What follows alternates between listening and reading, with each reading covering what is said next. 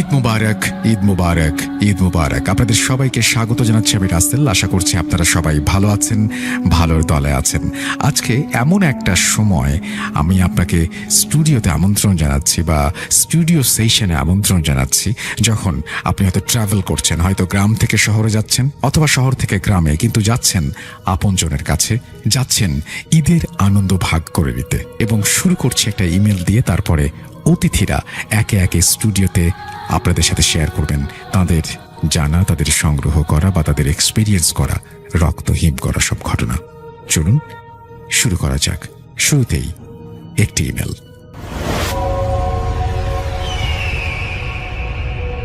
আমি মাদারীপুর সদর থানার কুলপদ্দি এলাকায় থাকি। আমার নিজ এলাকাতে আমার সাথে এই ঘটনাটি ঘটে আরো প্রায় 4 বছর আগের কথা। আমার বয়স তখন 18 বছর। স্পষ্ট মনে আছে, তখন ছিল বর্ষাকাল।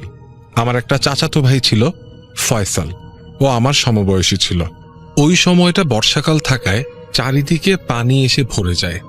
বর্ষাকালে যখন পানিতে চারদিক ভরে যায়, তখন দেখবেন রাতে অনেকে টর্চ লাইট আর ট্যাটা দিয়ে মাছ পায়। তো হঠাৎ আমার ওই চাচাতো ভাই ফয়সাল আমাকে একদিন বলে, আয় আজকে রাতে আমরা ট্যাটা দিয়ে মাছ কোপাই। আমার ওইভাবে মাছ ধরার খুব শখ ছিল, তাই আমি রাজি হয়ে যাই। আমরা ওই দিন রাতে মাছ ধরতে যাওয়ার জন্য দিনের বেলায় ট্যাটা রেডি করি আর 2টা টর্চ লাইট নিয়ে চার্জ দিয়ে রাখি। আমাদের বাড়ির থেকে একটু দূরে বড় একটা ক্ষেত ছিল, আর ক্ষেতের পাশেই ছোট একটা খাল। খালের ওপারেই ছিল একটা তাল গাছের ভিটা। ওই ভিটায় অনেকগুলো তাল গাছ ছিল। বর্ষাকাল থাকায় খেতে প্রায় হাঁটু সমান পানি। তো সেই রাতের কথা, খাল পানিতে সম্পূর্ণ ভরে আছে আর খালের ওপারে তাল গাছের ভিটায়ও হাঁটু সমান পানি। রাত 10:30টার দিকে আমি আর আমার চাচাতো ভাই ফয়সাল লাইট আর ট্যাটা নিয়ে ওই খেতে যাই মাছ কোপাতে। প্রথমে আমরা ভিটার ওই দিকে না গিয়ে এই পাশেই যেই ক্ষেতগুলো ছিল ওইখানে মাছ কোপাই। প্রায় 2 ঘন্টার মতো মাছ কোপানোর পর আমরা দেখি লাইটের চার্জ শেষ হয়ে আসছে। আমরা ততক্ষণে বেশ কিছু মাছ পাই। মাছ বেশি পাওয়ার কারণে ফয়সাল আমাকে বলে, চল আমরা মাছগুলো বাসায় রেখে আসি, আর লাইটে যেহেতু চার্জ নেই, বাসা থেকে চার্জ দেওয়া লাইট নিয়ে আসি। তো সেই কথা মতো আমরা দুজন বাসায় যাই। যখন মাছগুলো রেখে চার্জ দেওয়া লাইট নিয়ে আবার ওই খেতে আসবো, তখন রাত প্রায় 1টার মতো বাজে। আমরা খেতে পা রাখতেই দেখি একবারে ক্ষেতের কিনারে বড় একটা শোল মাছ। তো আমি মাছটার দিকে লাইট মারি, আর ফয়সাল ওর হাতে থাকা ট্যাটা দিয়ে মাছটিকে কোপ দিয়ে মাটির সাথে ট্যাটা আটকে রাখে। মাছটিকে কোপ দেওয়ার পরেই খালের ওপার তাল গাছের ভিটা থেকে এমন ভাবে শব্দ আসতে থাকে, মনে হয় তাল গাছগুলো একটা আরেকটার সাথে প্রচন্ড বেগে ধাক্কা খাচ্ছে, আর কেউ যেন তাল গাছগুলো উপড়ে ফেলে দিচ্ছে। কিন্তু ওই তাল গাছের ভিটা ছাড়া আশেপাশের কোনো গাছপালা নড়ছিল না। আর এইদিকে শোল মাছটি ট্যাটার থেকে ছোটার জন্য এমনভাবে পানির নিচে শব্দ করছিল, যেন কোনো একটা মানুষ ট্যাটায় আটকে আছে আর প্রচন্ড ভাবে শক্তি প্রয়োগ করে ছুটতে চাইছে। আমরা দুইজন ট্যাটা মাটির সাথে আটকে ধরে আছি, তারপরেও দেখি ট্যাটা সহ আমাদের দুইজনকে টেনে নিয়ে যাচ্ছে মাছটা খালের দিকে। স্বাভাবিকভাবেই একটা মাছের এত শক্তি থাকার কথা না। যাই হোক, আমরা ওইসব পাত্তা না দিয়ে অনেক কষ্টে একজন ট্যাটা আটকে রেখে আরেকজন পানির নিচে হাত দিয়ে আস্তে আস্তে মাছটি উপরে ওঠাই। মাছটি উপরে উঠানোর পরে দেখি মাছটির চোখ দুটো অন্য মাছের মতো স্বাভাবিক না, চোখ দুটো ছিল রক্তের মতো লাল। মাছটি ওপরে ওঠানোর সাথে সাথেই খালের ওপার তাল গাছের ভিটা থেকে আসা সব শব্দ বন্ধ হয়ে গেল। আমরা মাছটি ব্যাগের ভেতর ভরে ব্যাগটি ভালো করে বেঁধে রাখি, মাছটি যেন ব্যাগ থেকে বের না হতে পারে। তারপরে ব্যাগটি রেখে ক্ষেতের ভেতর নামতেই আমরা দেখি আগের মাছটি যেই জায়গা থেকে আমরা কুপিয়েছিলাম ওই একই জায়গায় আরেকটি শোল মাছ। আমি আমার চাচাতো ভাই ফয়সালকে মাছটিকে কোপ দেওয়ার জন্য বলি, কিন্তু ও বলে ও নাকি মাছটি দেখতে পাচ্ছে না। আমি অনেকবার দেখানোর চেষ্টা করি, তারপরেও ও বলে কিছুই দেখছে না, কিন্তু আমি তখন মাছটি স্পষ্ট দেখতে পাচ্ছি। তখন আমি ওর উপর একটু রেগে গিয়ে বলি যে, দে আমার কাছে ট্যাটা দে, আমি কোপ দিই। তারপর আমি ট্যাটা হাতে নিয়ে মাছটির একটু কাছে গিয়ে মাছটির ওপর কোপ দিই। আমি এমনভাবে মাছটিকে কোপ দিয়ে আমি শিওর ছিলাম যে মাছটি ট্যাটায় গেঁথেছে, কিন্তু ট্যাটা উঠিয়ে অবাক হয়ে যাই, দেখি ট্যাটায় কোনো মাছ নেই। সাথে সাথে একটু সামনে দেখি অনেকগুলো মাছ পানির ভেতর লাফালাফি করছে। পানির ভেতর মাছ লাফ দিলে দেখবেন পানিতে একটা শব্দ হয়। হঠাৎ করে আমার চাচাতো ভাই আমাকে বলে ওর নাকি মাথা ব্যথা করছে। আমাকে বলে যে চল বাসায় চলে যাই। আমি ওকে বললাম, ওই যে ওখানে অনেক মাছ দেখা যাচ্ছে, মনে হয় তুই উপরে গিয়ে বস, আমি গিয়ে দেখি বড় কোনো মাছ পাই কিনা।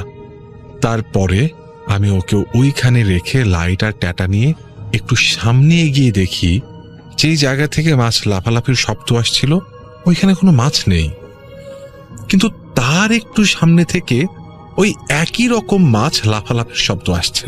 মনে হচ্ছে ওইখানে অনেক মাছ। তো আমি আরেকটু সামনে আগাই, দেখি ওইখানেও কোনো মাছ নেই। আবার আগের মতো আরেকটু সামনে থেকে শব্দ আসছে। এভাবে আগাতেই থাকি। একেবারে খালের কিনারে চলে এসেছি, আর খালের ওপারেই ছিল তালগাছের ভিটা। খালটি আকারে অনেক ছোট হওয়ার কারণে খালের এই পার থেকে খালের ওপারে থাকা তালগাছের ভিটাটি স্পষ্ট দেখা যাচ্ছিল। খালের কিনারে দাঁড়াতেই আমার কানে ওপার থেকে পানিতে কোনো একজন মানুষ লাফালাফি করলে যেরকম শব্দ হয় ওই রকম শব্দ আসতে থাকে।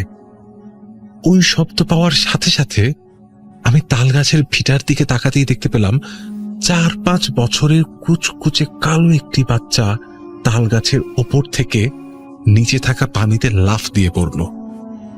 কয়েক সেকেন্ড যেতে না যেতেই দেখি বাচ্চাটি পা উপরে দিয়ে মাথা নিচে দিয়ে উল্টো হয়ে তালগাছে উঠে যাচ্ছে। একটা গাছ থেকে লাফ দিয়ে আরেকটা গাছে চলে যাচ্ছে। এই সব দেখে আমি প্রচন্ড ভয় পাই। আমার হাত পা পুরো শরীর ঠান্ডা হয়ে আসছিল। আমি কি করব বুঝে উঠতে পারছিলাম না। আমি চিৎকার করে আমার চাচাতো ভাইকে ডাকার চেষ্টা করি, কিন্তু আমার মুখ দিয়ে কোনো শব্দ বের হলো না। আমি দৌড়ানোর জন্য অনেক চেষ্টা করি, কিন্তু আমার হাত পাও নড়ছিল না। আর ওই বাচ্চাটিকে দেখি ভয়ঙ্কর দৃষ্টিতে আমার দিকে তাকিয়ে আছে। মনে হচ্ছে আমার দিকে খুব হিংস্রভাবে তেড়ে আসছে। তখন ভাবছিলাম হয়তো আমি আর বাড়িতে ফিরতে পারবো না, কিন্তু তারপরেও আমি মনে একটু সাহস রেখে চোখ বন্ধ করে দোয়া পড়তে থাকি। এইভাবে কত সময় কেটেছে আমি জানি না, কিন্তু হঠাৎ আমার কানে দূর থেকে একটা আজানের শব্দ আসতে থাকে। আর ঠিক তখনই যেন আমি আমার শরীরের সমস্ত শক্তি ফিরে পেলাম। সাথে সাথে আমি এক দৌড়ে ক্ষেতের কিনারে বসে থাকা আমার চাচাতো ভাইয়ের সামনে এসে পড়ে গেলাম। ও তখন বসা থেকে লাফ দিয়ে উঠে আমাকে বলছে যে কি হয়েছে, তোর কি হয়েছে? কিন্তু আমি তখন কিছু বলার অবস্থায় ছিলাম না। আমার অবস্থা খুবই খারাপ ছিল। আমার এই অবস্থা দেখে আমার চাচাতো ভাই আশেপাশের বাড়ি থেকে লোকজন ডাক দিয়ে তাদের সাহায্যে আমাকে বাসায় নিয়ে যায়।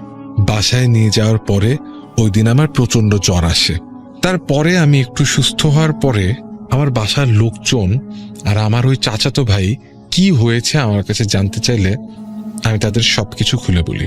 তখন আমার চাচাতো ভাই আমাকে বলে ও যখন ক্ষেত থেকে উপরে উঠে বসে তখন হঠাৎ ওর অনেক ঘুম আসে আর চোখটা একটু লেগে যায়, আর আমি যখন ওর সামনে গিয়ে পড়ে যাই ঠিক তখনই ওর ঘুমটা ভাঙে।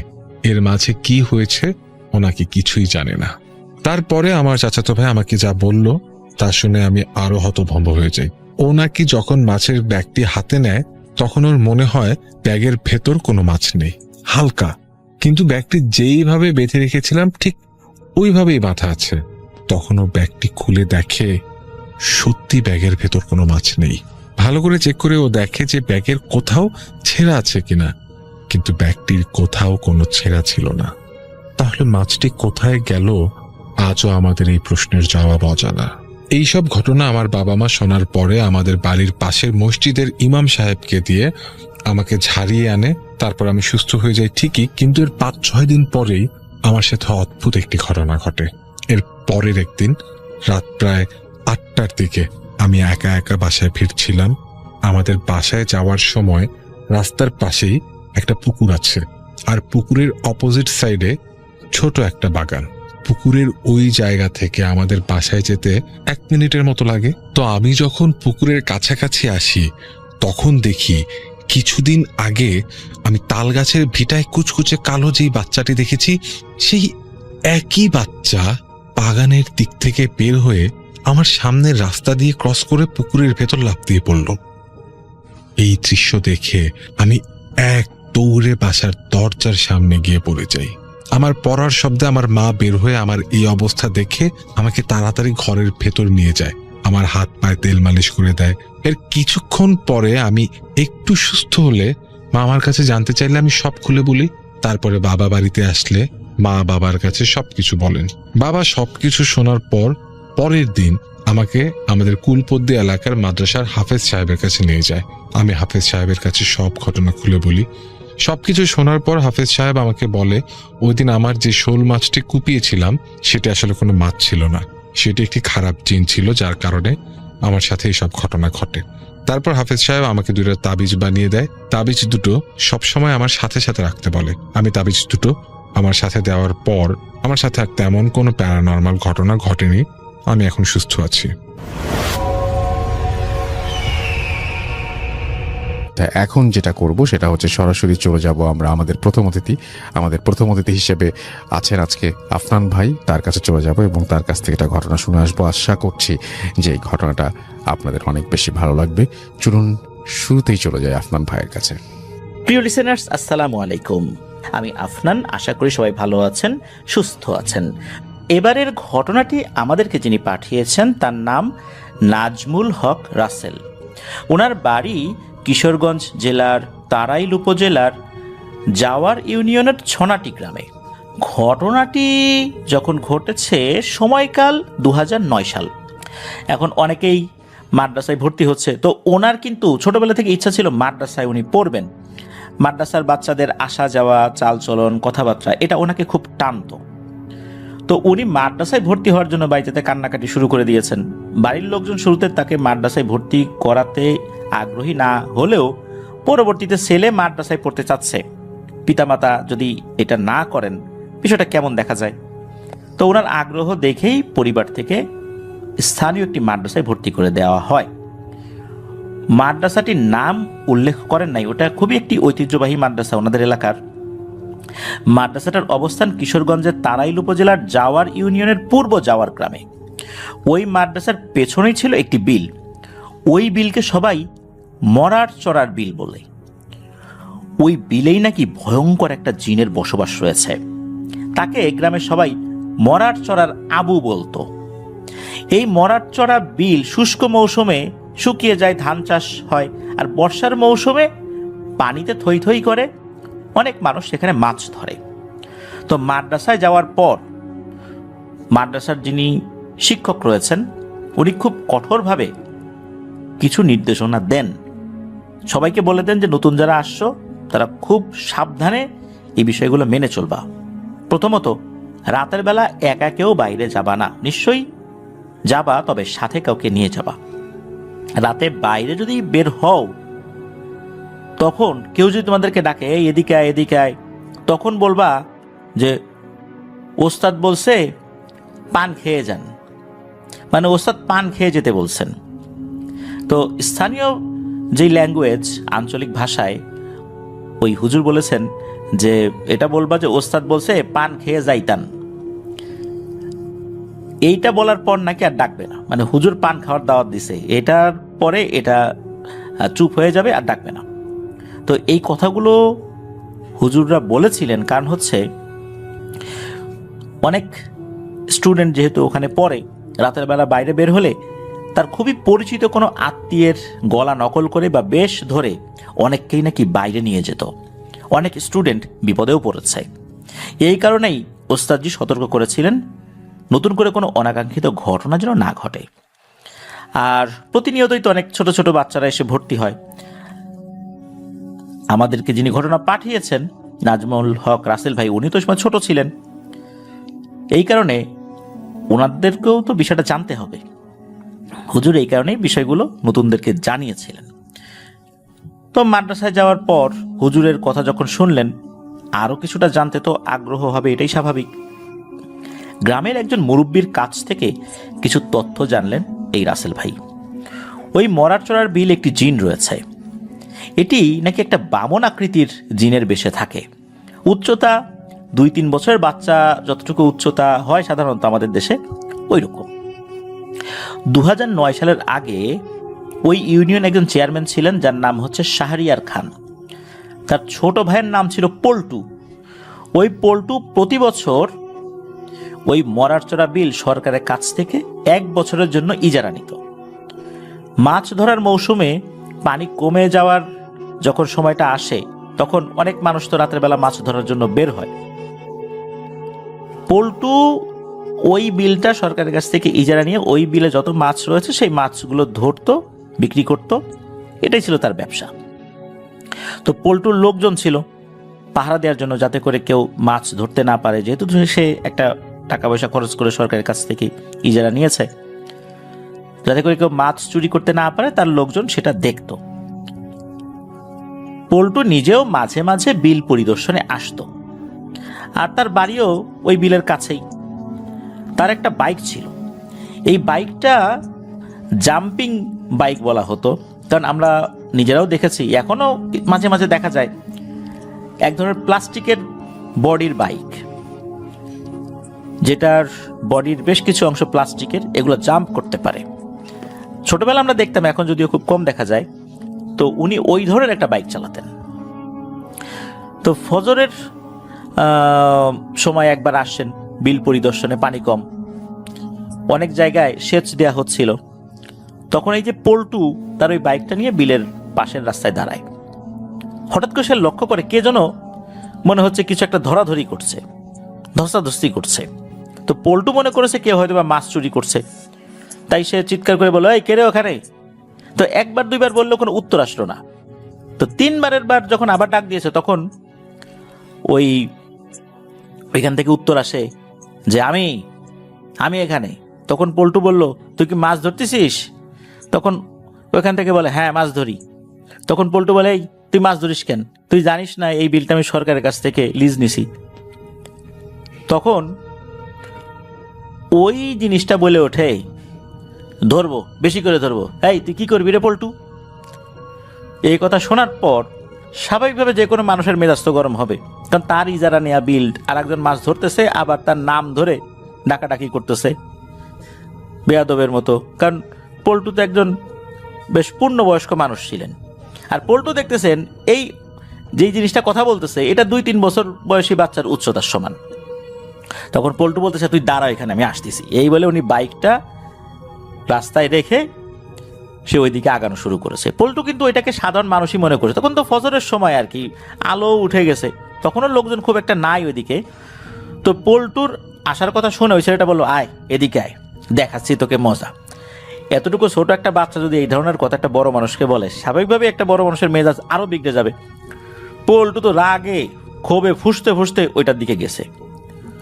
ওইদিকে যখন গিয়েছে তখন দেখে যে ওই বাচ্চা ছেলেটার হাতে একটা বড় মাছ।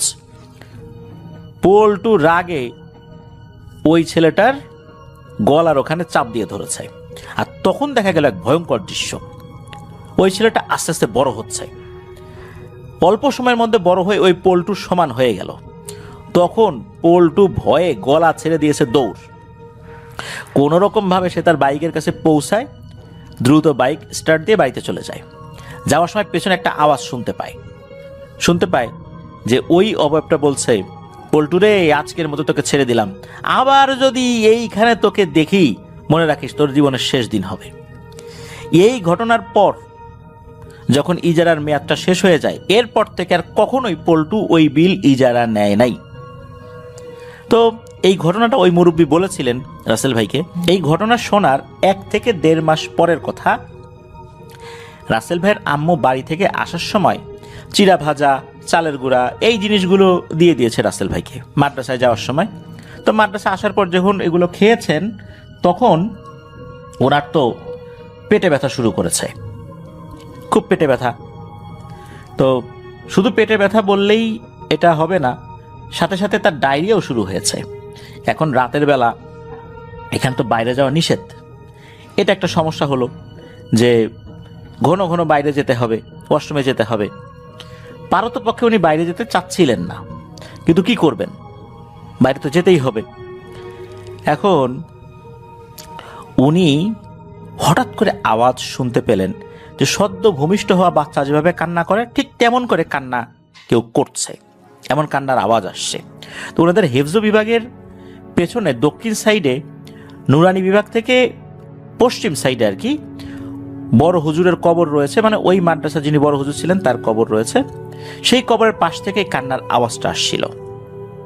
তো রাসেল ভাই বলেছেন ওনার স্পষ্ট মনে আছে 1 মিনিটের মতো কান্না চলার পর ওনাদের নুরানি বিভাগের সাথে ছিল জামাত বিভাগ। তো মেশকাত জামাতের এক বড় ভাই উনি চিৎকার করে বলে ওঠেন, এই কে রে এত রাত্রে কান্নাকাটি করে? এটা বলার পরপরই ওই কান্নাটা থেমে যায়। 3-4 মিনিট পরে ঘটল আরো একটা ভয়ের ঘটনা। এই যে রাসেল ভাই যেখানে শুয়েছেন ঠিক ওই সোজা বরাবর বাইরে বিড়ালের মিউ মিউ আওয়াজ আর টিনের যে বেড়া, এই বেড়ার উপরে নখ দিয়ে আঁচড়ানোর আওয়াজ হচ্ছে। এভাবে 3-4 মিনিট কন্টিনিউ হয়েছিল। এমনিতেই তো ওনার পেটে ব্যথা, ওয়াশরুমে যাওয়ার দরকার বারবার, তার মধ্যে এই ধরনের সমস্যা চলছে। তো উনি তো ছোট মানুষ, ওই সময়টা ওনার জন্য এতটাই ভয়াবহ ছিল যে সেটা বলে বোঝানো যাবে না। 3-4 মিনিট এরকম আওয়াজ হয়েছিল। তো একটা সময় উনি ঘুমিয়ে যান। এরপর অবশ্য আর কোনো কিছু টের পাই নাই। এরপরও কিন্তু ওই মাদ্রাসা উনি 5 বছর কাটিয়েছেন। কোনোদিন রাত্রে আর ওই কান্নাটা শোনেন নাই। তবে একটি রহস্যময় জিনিস উনি সবসময় দেখতেন, সেটা হচ্ছে ওই মাদ্রাসার উত্তর এবং দক্ষিণ পাশ, এই দক্ষিণ পাশ এবং উত্তর পাশে একটা কালো কুকুর আর একটা কালো বেড়াল একসাথে বসে থাকতো জোড়ায় জোড়ায়। কুকুর বিড়াল কিন্তু একসাথে হলে ঘেউ ঘেউ করে, বিড়ালটা রাগে গড়গড় শব্দ করে, কুকুর কামড় দেওয়ার চেষ্টা করে। কিন্তু এই কুকুর বিড়াল দুটো একসাথে বসে থাকতো, উত্তর দিকেও এক জোড়া, দক্ষিণ দিকেও এক জোড়া। এরা ঘেউ ঘেউ করতো না, কোনো শব্দও করতো না, চুপচাপ বসে থাকতো। তবে শুধু এশার নামাজের পর কিছু সময় দেখা যেত। দিনের বেলায় বা সন্ধ্যার পর কখনোই এই কুকুর বিড়াল দুটোকে দেখা যেত না। এই 2 জোড়া কুকুর বিড়াল সব সময় একসাথে বসে থাকতো, দুটো দক্ষিণ পাশে, দুটো উত্তর পাশে। কুকুর বিড়াল একত্রে বসে থাকা আবার দিনের বেলাও এগুলোকে না দেখা, এটা এক রহস্য। আর মরার চড়ার আবু, এই জিনিসটা নাকি এখনো সেখানে রয়েছে। তো এটি ছিল ঘটনা। আমরা চলে যাব আমাদের পরবর্তী অতিথির কাছে। আপনার নামটা প্লিজ একটু বলবেন, আপনি কোথা থেকে এসেছেন সেটা বলবেন, তারপরে আপনার ঘটনায় যাব। আসসালামু আলাইকুম রাসেল ভাই। ওয়েলকাম সালাম। আসসালামু আলাইকুম লিসনার। আমার নাম মোহাম্মদ মাসুদ চৌধুরী এবং আমি উত্তরা থেকে বলছি। তো ঘটনাটা আমার সঙ্গে প্রায় 1 বছর আগে ঘটে। তো ঘটনার সেদিন আমার কলেজ ছিল, কিন্তু আমি সেদিন কলেজে যেতে পারি নাই কোনো একটা ব্যক্তিগত সমস্যার কারণে। তো সেদিন ঠিক সকাল 11টার দিকে আমার ফোনে একটা কল আসে, সেটা কলেজ থেকেই ছিল। তো আমি এটা দ্রুত অ্যাটেন্ড করে শুনতে পাই যে আমার কোনো একটা ইনফরমেশন স্টুডেন্ট রেকর্ডে আসলে ভুল আছে, সেটা অতি সত্বর কলেজে গিয়ে আমাকে ঠিক করতে হবে। তো আমি কথা মতো কলেজে চলে যাই। কলেজে চলে যাওয়ার পর সেখানে যে ভুল ইনফরমেশনগুলো ছিল সেগুলো আমি কারেকশন করি। ইভেন আমাকে জানানো হয় সেগুলো হচ্ছে বোর্ডেও চলে গেছে এই ভুল ইনফরমেশন, তো আমাকে সেগুলো ঠিক করতে বোর্ডে চলে যেতে হবে। তো আমি আর দেরি না করে বোর্ডের উদ্দেশ্যে রওনা হই। তো যথারীতি উত্তরা থেকে আমি শাহবাগ নামার পর সেখান থেকে আমার মূল ঘটনার সূচনা ঘটে। আমি যখন শাহবাগ থেকে নেমে রোড ক্রস করব, ঠিক আমি ডিভাইডারের মাথায় আমি দাঁড়িয়েছিলাম জেব্রা ক্রস করার পর। তো হঠাৎ করে আমার পেছন থেকে একজন বৃদ্ধ মহিলা তো আমার হাত ধরলো। তো আমাকে বলতেছে যে একটা কাপড় দিয়ে দেখায় বলতেছে যে এই কাপড়টা তুমি রাখো এবং আমার সঙ্গে চলো। তো এই কথাটা শোনার পর আমি যথারীতি ভাবলাম যে হয়তোবা মহিলাটি পাগল। তো আমি তেমন কোনো পাত্তা না দিয়ে ওনাকে ইগনোর করে চলে যেতে শুরু করলাম। তো ঠিক এমন সময় আমাকে বলছে ওই মহিলাটি পেছন থেকে রাগান্বিত খুব রাগান্বিত ভয়েসে যে তুই বেঁচে গেলি, আর কতবার বাঁচবি। তো জিনিসটা শোনার পর আমি এতটা আমলে নিই নাই যে পাগল হয়তোবা সে এই কারণে এই ধরনের কথাবার্তা বলছে। তো আমি যথারীতি প্রিপারেশন নিলাম যে আমার মাথায় অন্য একটা টেনশন চলছিল, সেই মোতাবেক আমি বোর্ডে যাব। তো সেই চিন্তাধারার লক্ষ্যে আমি যাচ্ছিলাম। তো পরবর্তীতে আমি এক সময় একটা সার্টেন টাইমে আমি পৌঁছাই বোর্ডে, কিন্তু তখন অলরেডি আমি অনেক লেট মানে হয়ে যাই। তো সরকারি কাজ যেভাবে হয় যে অনেকটা মানে অফিস আওয়ারের পরে আর তেমন কিছু মানে তারা করে না। তো আমি প্রায় শেষ আওয়ারের দিকেই মানে পৌঁছাই বোর্ডে। তো সেদিন আর আমার কোনো মানে কাজ হলো না। বোর্ড থেকে জানানো হয় যে আজকে আর কিছু করা যাবে না, তো আপনি আগামীকাল আসুন। তো এই ভেবে মানে আমি খুব হতাশ হয়ে যাই। তো মনে মনে ভাবতে থাকি যে আজকে আমি এত কষ্ট করে আসলাম, আগামীকাল আবার আমাকে জ্যাম পার করে উত্তরা থেকে এখানে আসতে হবে। তো সেক্ষেত্রে আমাকে মানে এত কষ্ট যাতে না করতে হয়, কিছু একটা করা যায় কিনা। তাহলে আমি আমার চকবাজারে যে মামার বাসা রয়েছে সেখানে আমি আজকে থেকে যাব। তো একসঙ্গে আগামীকাল কাজ শেষ করে তারপরে উত্তরায় ফিরবো। তো এইভাবে আমি আম্মুকে ফোন দিয়ে সবগুলো মানে ব্যাপার সিরিয়ালি বলে তাকে জানিয়ে আমি ফোন রেখে দিই। তো আমি মামার বাসার উদ্দেশ্যে, যেহেতু চকবাজার বক্সিবাজার থেকে খুব মানে কাছেই ছিল, তো আমি হেঁটে যাওয়ার উদ্দেশ্যে মানে আমি হাঁটা শুরু করি। তো যখন আমি মামার বাসার খুব কাছে চলে যাই তখন আমি ফিল করি যে মামার বাসার যে গলিটা রয়েছে সেই গলির মাথায় মানে আগের থেকে মানে আমি যখন যতবার ওই গলিতে মানে যাতায়াত করেছি মামার বাসায়, তো আগের অবস্থা থেকে মানে ওই গলির অবস্থাটা কিছুটা ভিন্ন রকম ছিল। খুবই শুনশান, কোলাহল মুক্ত, কোনো ধরনের মানে মানে জনমানবের চিহ্ন তখন পাচ্ছিলাম না। তো এই সময়ে মানে ইভিনিং টাইমে এই টাইপের আসলে ওই এলাকা, যেহেতু পুরান ঢাকার এলাকা, খুব ক্রাউড থাকে, তো এরকমটা আসলে থাকার কথা না। তো কিছুটা অস্বাভাবিক ফিল হইলেও আমি ব্যাপারটা তেমন আমলে নিই নাই। তো গলিটা ছিল এরকম যে স্ট্রেট গলির এই মাথা থেকে ওই মাথায় সম্পূর্ণ দেখা যায়, যদিও কোনো মানে লম্বা বা বড়সড় কোনো গলি না। তো হঠাৎ খেয়াল করলাম, আমি গলির ভেতরে ঢুকে যখন হাঁটা শুরু করেছি দেখতেছি যে একদম গলির মাথা থেকে 8-10 জন লোক একটা পাগল টাইপের লোককে মানে ধাওয়া করে আমার দিকে আসতেছে। তো আমার থেকে বেশ কিছু দূর সামনে একটা মেন হোল ছিল। তো ওই মেন হোলের স্ল্যাবটা আসলে কংক্রিটের ছিল। তো এই কংক্রিটের স্ল্যাবের উপরে ওই পাগলটা দৌড়ে আসার সময় মানে এখানে তার পা লেগে হোঁচট খেয়ে সে পড়ে যায়। তো আমি তাকে মানে তার এই মানে পাগলটার আনুমানিক বয়সটা ছিল 40 থেকে 50-এর মতন, আমি যতটুকু আন্দাজ করতে পেরেছিলাম। তো এই বয়সের একটা লোক এভাবে পড়ে গেল। তারপর যখনই মানে পাগলটা পড়ে গেছে তখন ওই 8-10 জন লোক এসে তাকে বেধড়ক ভাবে মারতে শুরু করে। তো এই জিনিসটা দেখে আমার খুব খারাপ লাগে, কারণ একজন বয়স্ক লোক এভাবে মানে মার খাচ্ছে। তো আমি যথারীতি ছুটে গিয়ে তাদেরকে জিজ্ঞেস করি যে ভাই আসলে এখানে কি হচ্ছে, ওনাকে মারছেন কেন? তো তার মধ্যে থেকে একজন জানায় যে উনি নাকি মানে খুব গালাগালি করেছে, তাদের মধ্যে থেকে একজনকে নাকি মানে লাঠি দিয়ে আঘাত করেছে।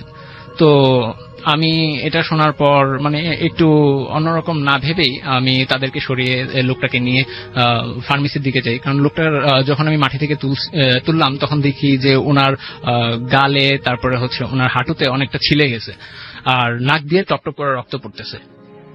তো তখন আমি আশেপাশে মানে একটা ফার্মেসি অনেক কষ্টে অনেক সময় পর খুঁজে বের করি। তো ওখানে নিয়ে যাওয়ার পর দেখলাম যে ফার্মেসির লোক ওনার প্রতি মানে খুব বেশি সিনসিয়ার। মানে উনি জানতো আমরা যাব সেখানে। ইভেন উনি ওই ফার্মেসির যে লোকটা আছে ওনাকে মানে ট্রিটমেন্ট করছিল, মানে যেখানে যেখানে ছিলে গেছে, কেটে গেছে, সেখানে সেখানে মানে খুব মানে অ্যাক্টিভ ভাবে সে মানে তার টেক কেয়ার করছিল। তো একটা জিনিস লক্ষ্য করলাম যে ফার্মেসির লোকটা কোনো ধরনের কোনো কথা বলছে না, যা কিছু করার সে নিজের ইচ্ছাতেই করছে। ইভেন যখন উনি ওই পাগলটাকে ট্রিটমেন্ট করার এক শেষ পর্যায়ে পৌঁছালো তখন আমি তাকে টাকা দেওয়ার জন্য মানে যখন প্রিপারেশন নিচ্ছি তখন ওই ফার্মেসির লোকটা আমাকে বলতেছে যে আপনাকে টাকা দিতে হবে না, মানে জাস্ট এটা ইশারায়, সম্পূর্ণ কোনো ধরনের কথা ছাড়া জাস্ট আমাকে হাতের ইশারায় না করে দিল যে টাকা লাগবে না। তো এই জিনিসটা আমার কাছে একটু মানে অন্যরকম লাগে, অ্যাবনর্মাল লাগে। তো তারপর আমি এটা এতটা আমলে নিই নাই। না নেওয়ার কারণে পরবর্তীতে আমি ওই পাগলের সঙ্গে মানে ওই যে লোকটাকে আমি ফার্মেসিতে নিয়ে আসলাম তার সঙ্গে আমি যখন কথা বলছি, তো এক পর্যায়ে পাগলটা মানে আমাকে বলতেছে যে মানে আমার এই ইতস্ত বোধ দেখে সে আমাকে বলতেছে যে বাবা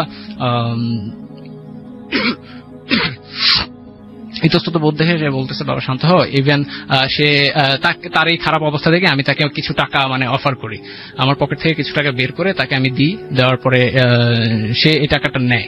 তো আমি যখন টাকাটা দিই এবং ইভেন ওনাকে বলি যে আপনি এই টাকাটা দিয়ে কিছু খেয়ে নিয়েন, তো উনি ওই টাকাটা সম্পূর্ণ মানে ইচ্ছা সহিত রাখে, ডিনাই করেনি। তো আমি যখন চলে আসবো ওনার কাছ থেকে, তো ঠিক যখন টার্ন ব্যাক করবো ওনার কাছ থেকে, তখন পাগলটা আমাকে বলতেছে যে দাঁড়াও। তো উনি এটা বলে আমাকে হাতে একটা ছোট কালো কাগজ এবং একটা সুতা, সবুজ রঙের একটা সুতা আমার হাতে দিয়ে বলে যে এটা রেখে দাও, তোমার পরবর্তীতে কাজে আসবে। তো আমি নিব কি নিব না সেই দ্বিধাদ্বন্দ্বে পড়ে এক সময় মানে মনের অজান্তে ওটা আমি অ্যাকসেপ্ট করে ফেলি। তো আমি ওটা নিয়ে চলে আসি। দেন পেছন থেকে কয়েক কদম আসার পর পেছন থেকে পাগলটা আমাকে বলতেছে যে তুমি তোমার সামনে বিপদ, তুমি চিন্তা করো না, কিন্তু তুমি এই বিপদগুলো কাটিয়ে উঠতে পারবা। জাস্ট এটা আমি শুনে আর তেমন কিছু প্রত্যুত্তরে না বলে চুপচাপ মামার বাসায় চলে আসি। মামার বাসায় চলে আসার পর সেদিন রাত্রে আমার তেমন কোনো মানে ঘুম হচ্ছিল না, খুব অস্থিরতা ফিল করতেছিলাম। এই অস্থিরতার কারণে আসলে আমি মানে আমার নিজের শারীরিক অবস্থা আরো বেশি মানে অবনতি হয়। তো এক পর্যায়ে রাতে পাশ পরিবর্তন করতে করতে করতে করতে কখন ঘুমিয়েছি বলতে পারি না। রাত্রে মানে খুব গভীর রাত্রে আমার ঘুমটা ভাঙে। তো ঘুমটা ভাঙার পর আমি বুঝতে পারি যে আমার খুব মাথা ব্যথা হচ্ছে হঠাৎ করে। তো সেই মাথা ব্যথার কারণ আমি বুঝতে পারতেছিলাম না, হঠাৎ করে ঘুম ভাঙার কারণও ঠিক সঠিকভাবে বুঝতে পারতেছিলাম না। তো আমি প্রিপারেশন নেই ওয়াশরুমে যাওয়ার জন্য। তো ওয়াশরুমে যাওয়ার পর সেখান থেকে আমার সঙ্গে মানে সবচেয়ে বড় মানে অদ্ভুত ঘটনার সূচনা তখন থেকে ঘটতে শুরু করে। তো ওয়াশরুমে আমি বেসিনে যাওয়ার পর আমি চোখে মুখে পানি দিচ্ছি। পানি দেওয়ার পর ফিল করছি যে আমি জাস্ট অ্যাঙ্গেল হয়ে নুয়ে চোখে মুখে পানি দিচ্ছি, কিন্তু এই ওয়াশরুমের বেসিনের সামনের যে আয়নাটায় আমার যেরকম প্রতিবিম্ব বা প্রতিকৃতি থাকার কথা সেরকমটা নেই। আমি ফলো করতেছি যে আমার প্রতিকৃতি জাস্ট স্ট্রেট হয়ে সেখানে দাঁড়িয়ে আছে, অথচ আমি কার্ভ হয়ে আমার চোখে নাকে মুখে আমি পানি দিচ্ছি। তো আমি সাহস করে তাকালাম, তাকানোর পর দেখতেছি যে হ্যাঁ আমি যা ভাবছি তাই। ইভেন আমি মনের অজান্তে ওই আয়নার দিকে হাত বাড়াই। হাত বাড়ানোর পর যেটা ফিল করলাম যে আমার হাত আটকানোর কথা ছিল জাস্ট ওই আয়নাটার পৃষ্ঠে, কিন্তু আয়নার পৃষ্ঠে না আটকিয়ে সরাসরি ওই অবয়বটার হাতের সঙ্গে আমার হাতের টাচ লাগে এবং আমি একটা ফোর্স অনুভব করি যে ওই হাতটা আমাকে ভেতর দিকে টেনে নেওয়ার চেষ্টা করতেছে। তো আমি কি করবো তখন বুঝতে পারতেছিলাম না। আমি সজোরে অ্যান্টি ফোর্স মানে একটা পেছন দিকে আমি বল প্রয়োগ করে ওখান থেকে মুক্ত হওয়ার চেষ্টা করতেছিলাম। তো তখন ওই প্রতিকৃতিটা আরো সক্রিয় হয়, আরো জোরে আমাকে ওটার ভেতরে টেনে নেওয়ার জন্য চেষ্টা করে। তো আমি এক্সাক্ট কি করব, চিৎকার দিব না কি করব, আমি সেই জিনিসটা বুঝতে পারতেছিলাম না। তো হঠাৎ এক পর্যায়ে এরকম টানাটানির মানে কিছুক্ষণ পর আমি দেখতেছি যে না আমার সেন্স হারাচ্ছি, আমি কিছু বুঝতে পারতেছি না, আমার চোখ একদম মানে অন্ধকার এবং ঘোলাটে হয়ে যাচ্ছে। তো এক পর্যায়ে আমি সেন্স হারায় ফেললাম, আমার তখন আর কিছু মনে নেই। কিন্তু যখন জ্ঞান ফিরলো তখনও আরেক ধাপ আমার অবাক করা ঘটনা আমার সঙ্গে ঘটলো। আমি দেখলাম যে আমি আমার উত্তরার একটা এরিয়াতে ওই আমার বাসা থেকে প্রায় কয়েক কিলোমিটার দূরে একটা মসজিদের সামনে আমি পড়ে আছি। তো মসজিদটার সামনে শুধুমাত্র 3টা লাইট জ্বলছে, আশেপাশে সমগ্র পরিবেশটা অন্ধকার এবং এই অন্ধকার পরিবেশে আমি চারদিকে কিছু দেখতে পাচ্ছি না, জাস্ট মসজিদের আলো ছাড়া। তো তখন দেখলাম যে কিছু মুসল্লি মসজিদের দিকে যাচ্ছে নামাজ পড়ার জন্য। তারা আমাকে নোটিস করে আমার দিকে এগিয়ে আসে, এগিয়ে আসার পর জিজ্ঞেস করে আমার কি হয়েছে। তো আমি কোনো প্রশ্নের উত্তর দিতে পারি না, তারা ইমাম সাহেবকে ডেকে নিয়ে আসে। তো ইমাম সাহেব আমাকে এসে তেমন কোনো কিছু জিজ্ঞেস করেনি, জাস্ট তারা বলল যে আপনার বাসা কোথায়। তো আমি তাকে কোনো রকম বাসার ঠিকানা বলে জাস্ট এটুকু বললাম যে আমাকে কোনো রকম ভাবে বাসায় পৌঁছে দেওয়ার ব্যবস্থা করেন। তো তারা বললো এখন ফজরের নামাজের সময়, নামাজটা শেষ হোক, কিছুক্ষণ অপেক্ষা করেন মসজিদের বারান্দায়, তারপর আপনাকে বাসায় পৌঁছে দেওয়া হবে। তারা যথারীতি আমাকে বাসায় পৌঁছে দেয়। পৌঁছে দেওয়ার পর বাসার সবাই আমাকে দেখে হাও মাও কান্নাকাটি শুরু করে যে বাবা তুমি এতদিন মানে কই ছিলা, তোমার 2 দিন ধরে কোনো খোঁজ খবর নাই।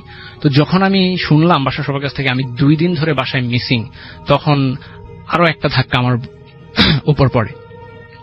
তো আমি তেমন কিছু বাসায় না বলে জাস্ট আমি বললাম যে জাস্ট আমাকে একটু রেস্টের জন্য টাইম দাও, আমি সবকিছু ধীরে ধীরে বলবো।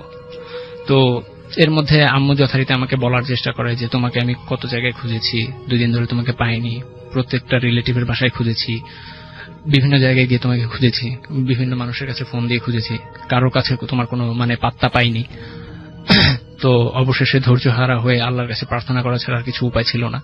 তারপর আমি তার ঠিক একদিন পর আমি ওই ভেরিফিকেশনের জন্য যাই, কারণ আমার মনে চলছিল যে আমি যেখানে যেখানে গিয়েছি তো সেখানে মধ্যে আমি যদি এখন আম্মুকে বলি জিনিসটা কতটা বিশ্বাসযোগ্য হবে সেটা জানি না। তো তার আগে আমার একটু ভেরিফিকেশন দরকার যে আমি আদৌ ওখানে ছিলাম কি ছিলাম না, গিয়েছিলাম কি যাইনি, সেটার জন্য আমার ভেরিফিকেশন দরকার। পুরোটাই আপনার মনের ভুল কিনা? জি। তো পরবর্তীতে আমি সেই পুরান ঢাকায় আবার গেলাম, যে প্রথমত আমি ফার্মেসিটাকে খোঁজার চেষ্টা করি। হুম। কিন্তু অবাক করার বিষয় রাসেল ভাই, যে আমি ওখানে ফার্মেসির কোনো অস্তিত্বই সেখানে পাইনি। কারণ আমি যেভাবে ওই ফার্মেসিতে গিয়েছিলাম, কিন্তু সেভাবেই আমি আবার পুনরায় সেখানে খোঁজার চেষ্টা করি, কিন্তু কোন রকম ভাবে ওখানে ফার্মেসির কোনো অস্তিত্ব নেই, আশেপাশে ওই ধরনের কোনো দোকানপাটই ছিল না। তো পরবর্তীতে বোর্ডে যাই, বোর্ডে গিয়ে যাদের সঙ্গে আমি আমার মানে ইতিপূর্বে মানে কথা হয়েছিল, তো আমি তাদের সঙ্গে আবার যাই কথা বলি, তারা আমাকে বলে ইতিপূর্বে তারা আমাকে কখনো দেখেই নাই। তো অবাক করার শেষ সময় হয়তো তখনও বাকি ছিল যে আমি আবার উত্তরায় ফিরে আসি। ফিরে এসে আমি আমার কলেজে যোগাযোগ করি যে আমি সেখানে কি আদৌ সেদিন এসেছিলাম কিনা। কলেজ থেকে আমাকে এনশিওর করা হয় যে হ্যাঁ, যে তুমি এসেছিলে, তোমাকে আমরা যেভাবে বলেছি, তারপর তোমরা চলে গেলে, এভাবে আমাকে মানে জানানো হলো। তো আমি তখন বুঝতে পারতেছিলাম না যে আমার সঙ্গে সেদিন কি ঘটেছে। আমি এই 2 দিন কোথায় ছিলাম, কিন্তু আমার হিসেব মতো তো আমার এখানে 1 দিন হওয়ার কথা। তো পরবর্তীতে আমি বাসায় আসি। বাসায় এসে আমার ওই পাগলের দেয়া মানে একটা সুতোর কথা মনে পড়ে, ওই যেটা আমাকে দিয়েছিল সুতোটা আর ওই কাগজটা। তো আমি বাসায় এসে ওটা আবার চেক করি। চেক করার পর দেখি যে হ্যাঁ, ওটা যেভাবে আমি রেখেছিলাম সেটা ঠিক ওইভাবেই ওই পকেটের মধ্যে আমি খুঁজে পাই। তো পরবর্তীতে এই সমগ্র বিষয় আমি আম্মুকে জানাই। জানানোর পর আম্মু আমাকে বলে যে তোমার উপর কেউ ব্ল্যাক ম্যাজিকও করতে পারে, সেই হিসেবে চলো তোমাকে কোনো একটা মানে হুজুরের কাছে নিয়ে যাই, আর তুমি কি না কি দেখেছো, কি না কি করেছো, এটা সম্পূর্ণ তুমি ভালো জানো, তারপরেও মানে সেফটির জন্য তোমাকে একটা হুজুরের কাছে নিয়ে যাওয়া উচিত।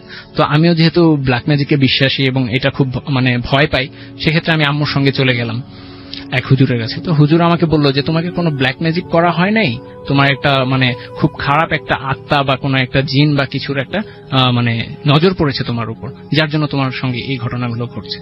তো সে আমাকে যথারীতি একটা তাবিজ দেওয়ার জন্য মানে তাবিজ, তারপর হচ্ছে কিছু সূরা, কিছু মানে ইবাদত আমাকে করতে বললো, রিচুয়ালে যা যা করা লাগে সে আমাকে বললো। আমি তার কথা মতোই কয়েকদিন এভাবে চলতে থাকলাম। তো বেশ কিছুদিন যাবত এভাবে যাওয়ার পর আমার সঙ্গে আর তেমন কিছু ঘটে নাই। তো এর ঠিক মাসখানেক পর আমি একটা কাজে শেরপুর যাই, খুব গুরুত্বপূর্ণ কাজে আমাকে যেতে হয়েছিল। তো আমি প্ল্যান করেছি দিন গিয়ে দিন চলে আসব। তো আমি ওখানের কাজ শেষ করে তারপরে আবার ঢাকায় ব্যাক করি।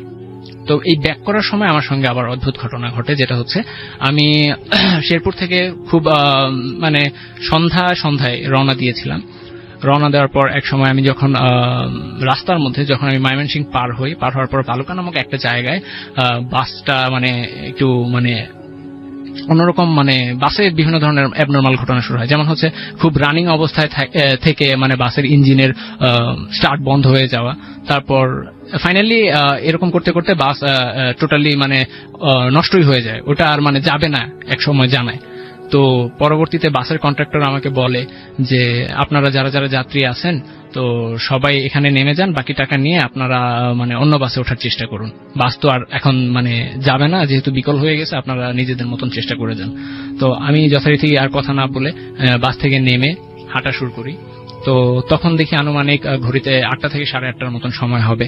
তো আশেপাশের পরিবেশটা ছিল খুবই শুনশান, কারণ শুধুমাত্র হাইওয়েতে বড় বড় বাস এবং ট্রাক ছাড়া আর কোনো গাড়ি ছিল না। আশেপাশের পরিবেশটাও খুবই নীরব ছিল, কোনো ধরনের দোকানপাট আর কোনো কিছু মানে জনমানব আমি কাউকে দেখতে পাচ্ছিলাম না। তো আমি আমার হাইওয়ের সাইড দিয়ে আমি ফুটপাথ ধরে হাঁটা শুরু করলাম সামনের বাজারের উদ্দেশ্যে, যে ওখান থেকে গিয়ে কোনো এক গাড়িতে উঠে তারপর ঢাকার উদ্দেশ্যে যাব। কিন্তু আলটিমেটলি এইভাবে আমি হাঁটতে হাঁটতে একসময় নোটিস করতেছি যে বেশ আমি অনেকক্ষণ যাবত হাঁটছি, কিন্তু আমি কোনো মানে জনমানবের দেখা এখনো পাইনি। কিন্তু আমার সাথে যে যাত্রীরা আসার কথা ছিল তাদেরকে আমি পেছনে দেখতে পাচ্ছি না।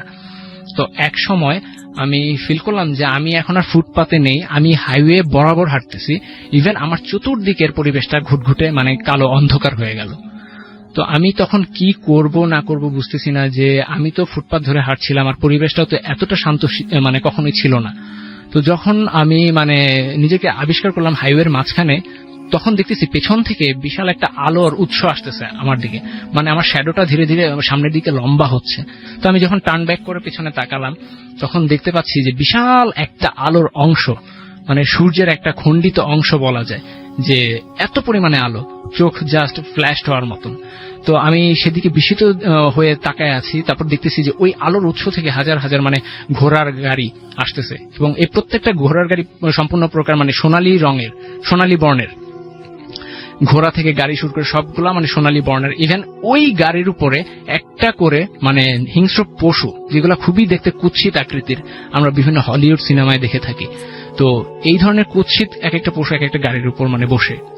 তো আমি এই জিনিসগুলো দেখে কি করবো বুঝতেছি না, তবে কিছুটা শঙ্কিত হই, কিন্তু কৌতূহল জিনিসটাই তখন আমার বেশি ছিল। আমি এতটা ভয়ও পাই নাই, কিন্তু আমার মধ্যে মানে শঙ্কাটা খুব বেশি ছিল যে এই ভেবে যে এটা কি হচ্ছে আমার সঙ্গে। তো পরবর্তীতে আমি জাস্ট মানে বিমুগ্ধ মানে চোখে দেখতেছি, স্পেল বাউন্ড হয়ে ওইদিকে তাকায় আছি। হঠাৎ একটা ঝোড়ো হাওয়া অনুভব করলাম, যে বাম পাশ থেকে আমার ডান সাইডে একটা স্প্ল্যাশড ঝোড়ো হাওয়া মানে বয়ে গেল। এত জোরে মানে আমার সাথে এই জিনিসটা হলো যে মনে হচ্ছে যে আমাকে উড়ায় নিয়ে যাবে, কিন্তু আমি স্টিল দাঁড়ায় থাকলাম। আমার সামনের যে ঘোড়ার গাড়ি এবং আলোর উৎস যেটা ছিল একদম এক নিমিষ ওই বাতাসের সঙ্গে ক্লিন হয়ে গেল। তো আমি আশেপাশের পরিবেশটা একটু অবজার্ভ করার চেষ্টা করলাম। তখন দেখলাম যে আমার চোখের ওই আলোর ঝলকানির কারণে যে হ্যালোসিনেশনটা ছিল, যে চোখের মধ্যে একটা সাদা অবয়ব দেখা বা ওই প্যাটার্নটাকে ভেসে ওঠা, সেটা এখনো হচ্ছে। নিজেকে অনেকটা কন্ট্রোল করার চেষ্টা করলাম। কন্ট্রোল করার পর আমি দেখতে পারলাম যে ঠিক আমার সামনে অন্ধকারের মাঝখানে একটা লোক বসা। ইভেন এই লোকটা আমার মানে মাথা তুলে আমার দিকে তাকালো। তখন আমি বুঝতে পারলাম যাকে আমি ঢাকায় সেই মানে পুরান ঢাকায় দেখেছিলাম চকবাজারে পাগলটা, সেই লোকটা এটা। ইভেন সে সঙ্গে সঙ্গে আমি কিছু বলার আগেই সে উঠে আমার হাত ধরে বলতেছে যে তোমাকে না বলেছিলাম যে এই জিনিসটা সঙ্গে রাখতে, তুমি রাখোনি, টেনশন করো না, আর কোনো ভয় নেই, তুমি এখন সম্পূর্ণ বিপদমুক্ত। তো সে আমাকে এই কথা বলার সঙ্গে সঙ্গে একটা বড়ই হাতে দিয়ে বলল, এটা খেয়ে নিও। তো রাসেল ভাই বলে রাখি যে আমি এই ঘটনা দেখার পর প্রচন্ড ঘামছিলাম এবং মানে আমার অবস্থাটা এতটা মানে খারাপ ছিল যে পানি পিপাসায় বুক ফেটে যাচ্ছিল। তারপর আমি কি করব সেটা বুঝতে পারছিলাম না। তখন আমি ফ্রিজ হয়ে কিছুক্ষণ দাঁড়িয়ে থাকলাম।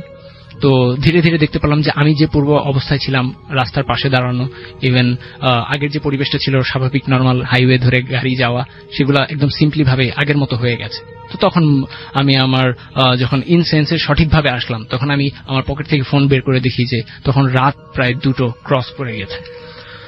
তো রাসেল ভাই আমি বুঝতে পারতেছিলাম না এটা যে আমার সঙ্গে এই কিছু যে এই যে যাবতীয় কিছুক্ষণ আগের যে ঘটনাগুলো, সেটা সম্পূর্ণ হলেও এখানে 20 থেকে 30 মিনিট সময় পার হওয়ার কথা, কিন্তু সেইখানে এইভাবে 5 থেকে 6 ঘন্টা সময় আমার কাছ থেকে অতিবাহিত হয়ে যাবে। মানে এই জিনিসটা আমি কখনো ভাবতে পারতেছি না যে কিভাবে সম্ভব।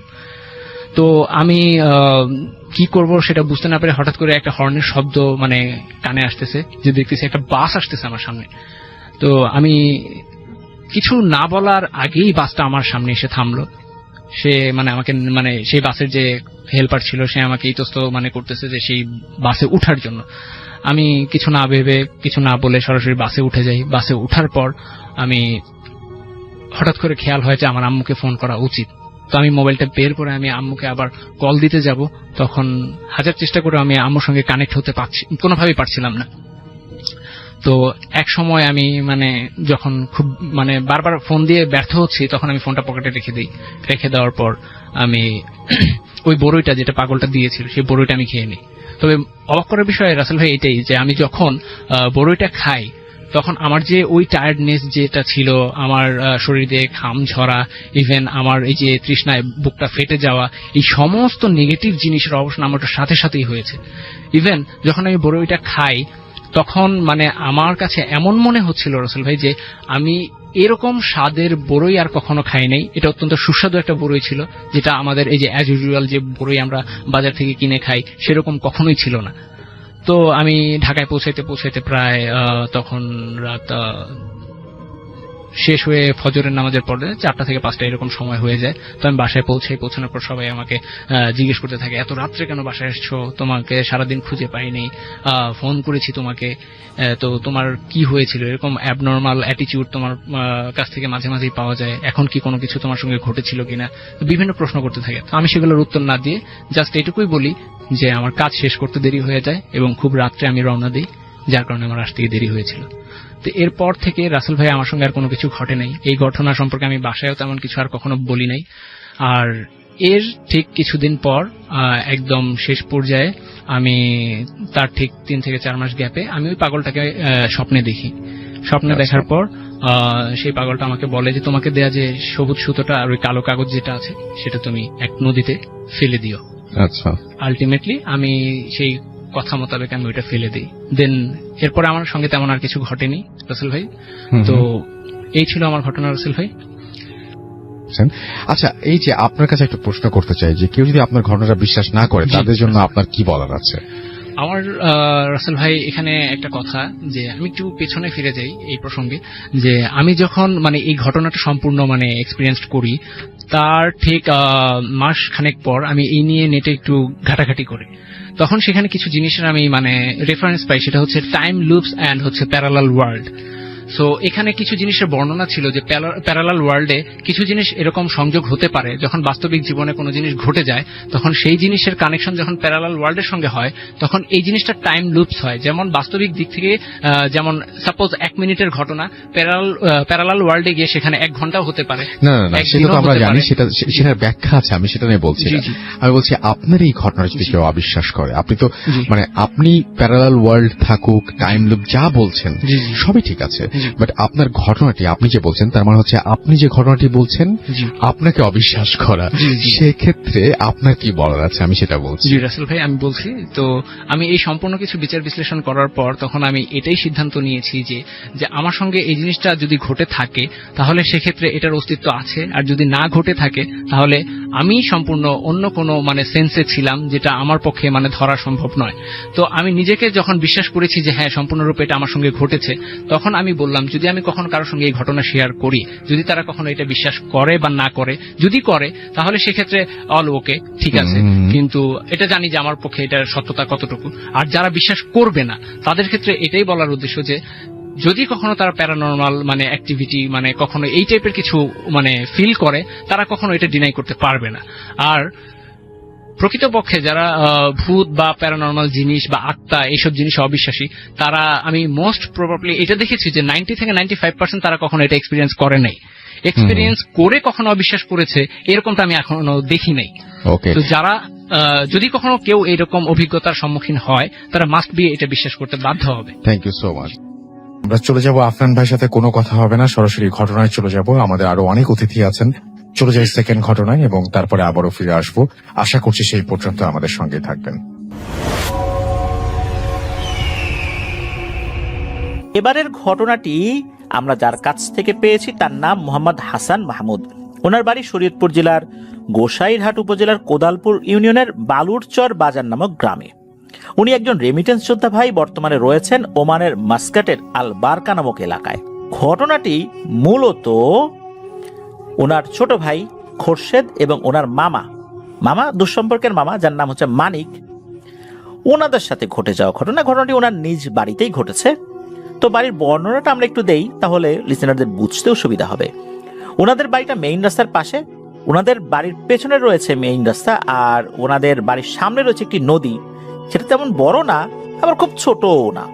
ওনাদের বাড়ি থেকে 10 থেকে 15 গজ গেলেই মূলত ওই নদীটা পড়ে যায়। নদীর পাড়ে রয়েছে একটি বাঁশঝার, তার থেকে একটু দূরে আরেকটি বাঁশঝার রয়েছে। অবশ্য ওই বাঁশঝারটা পাশের বাড়ির আর কি। তো চলুন ঘটনায় যাই। ঘটনার সময়কাল 2013 বা 14 সাল হবে। তখন মরিচ পেকে যাওয়ার সিজন ছিল। তো পাকা মরিচেরও কিন্তু একটা বাজার রয়েছে। আমরা সবসময় কাঁচা মরিচ যেটা দেখি সেটা তো আছেই, মরিচ কিন্তু অনেক সময় পাকানোর জন্য রেখে দেওয়া হয়। তো যখন মরিচ পাকার সিজন থাকে তখন অনেকেই মরিচ খেতে মরিচ তুলতে থাকেন। বিশেষ করে গ্রামের মহিলারা মরিচ তোলা নিয়ে খুব বিজি থাকেন। ওই সময় তো অনেক মরিচ হয়ে থাকে, বিশেষ করে ওনাদের ওই এলাকায় প্রচুর মরিচ হয়। এই কারণে এই যে হাসান ভাইয়ের আম্মু মরিচ তোলায় বেশ ব্যস্ত ছিলেন। আর এই কারণে ওনার আম্মু সকাল 6টার সময় খেতে চলে যেতেন, আবার বিকাল বা পরন্ত বিকেল বা সন্ধ্যা লাগবে ভাব এমন সময় আসতেন। যেহেতু সন্ধ্যার আগ মুহূর্তে বাড়িতে আসতেন আর মরিচ খেতে থাকার কারণে সারা গায়ে বিভিন্ন ধরনের ধুলো বালি ময়লা তো লাগেই। আর মরিচ ক্ষেতের মধ্যে কিন্তু মারাত্মক গরম লাগে। যারা মরিচ ক্ষেতের মধ্যে ঢুকেছেন তারা বুঝতে পারবেন, কারণ মরিচ থেকে এক ধরনের তাপ নির্গত হয়। যারা মরিচ খেতে গরমের সময় মরিচ তুলতে যান তারা বুঝতে পারবেন যে মরিচ তোলার সময় কি ভয়ঙ্কর রকমের একটা অনুভূতি হয়।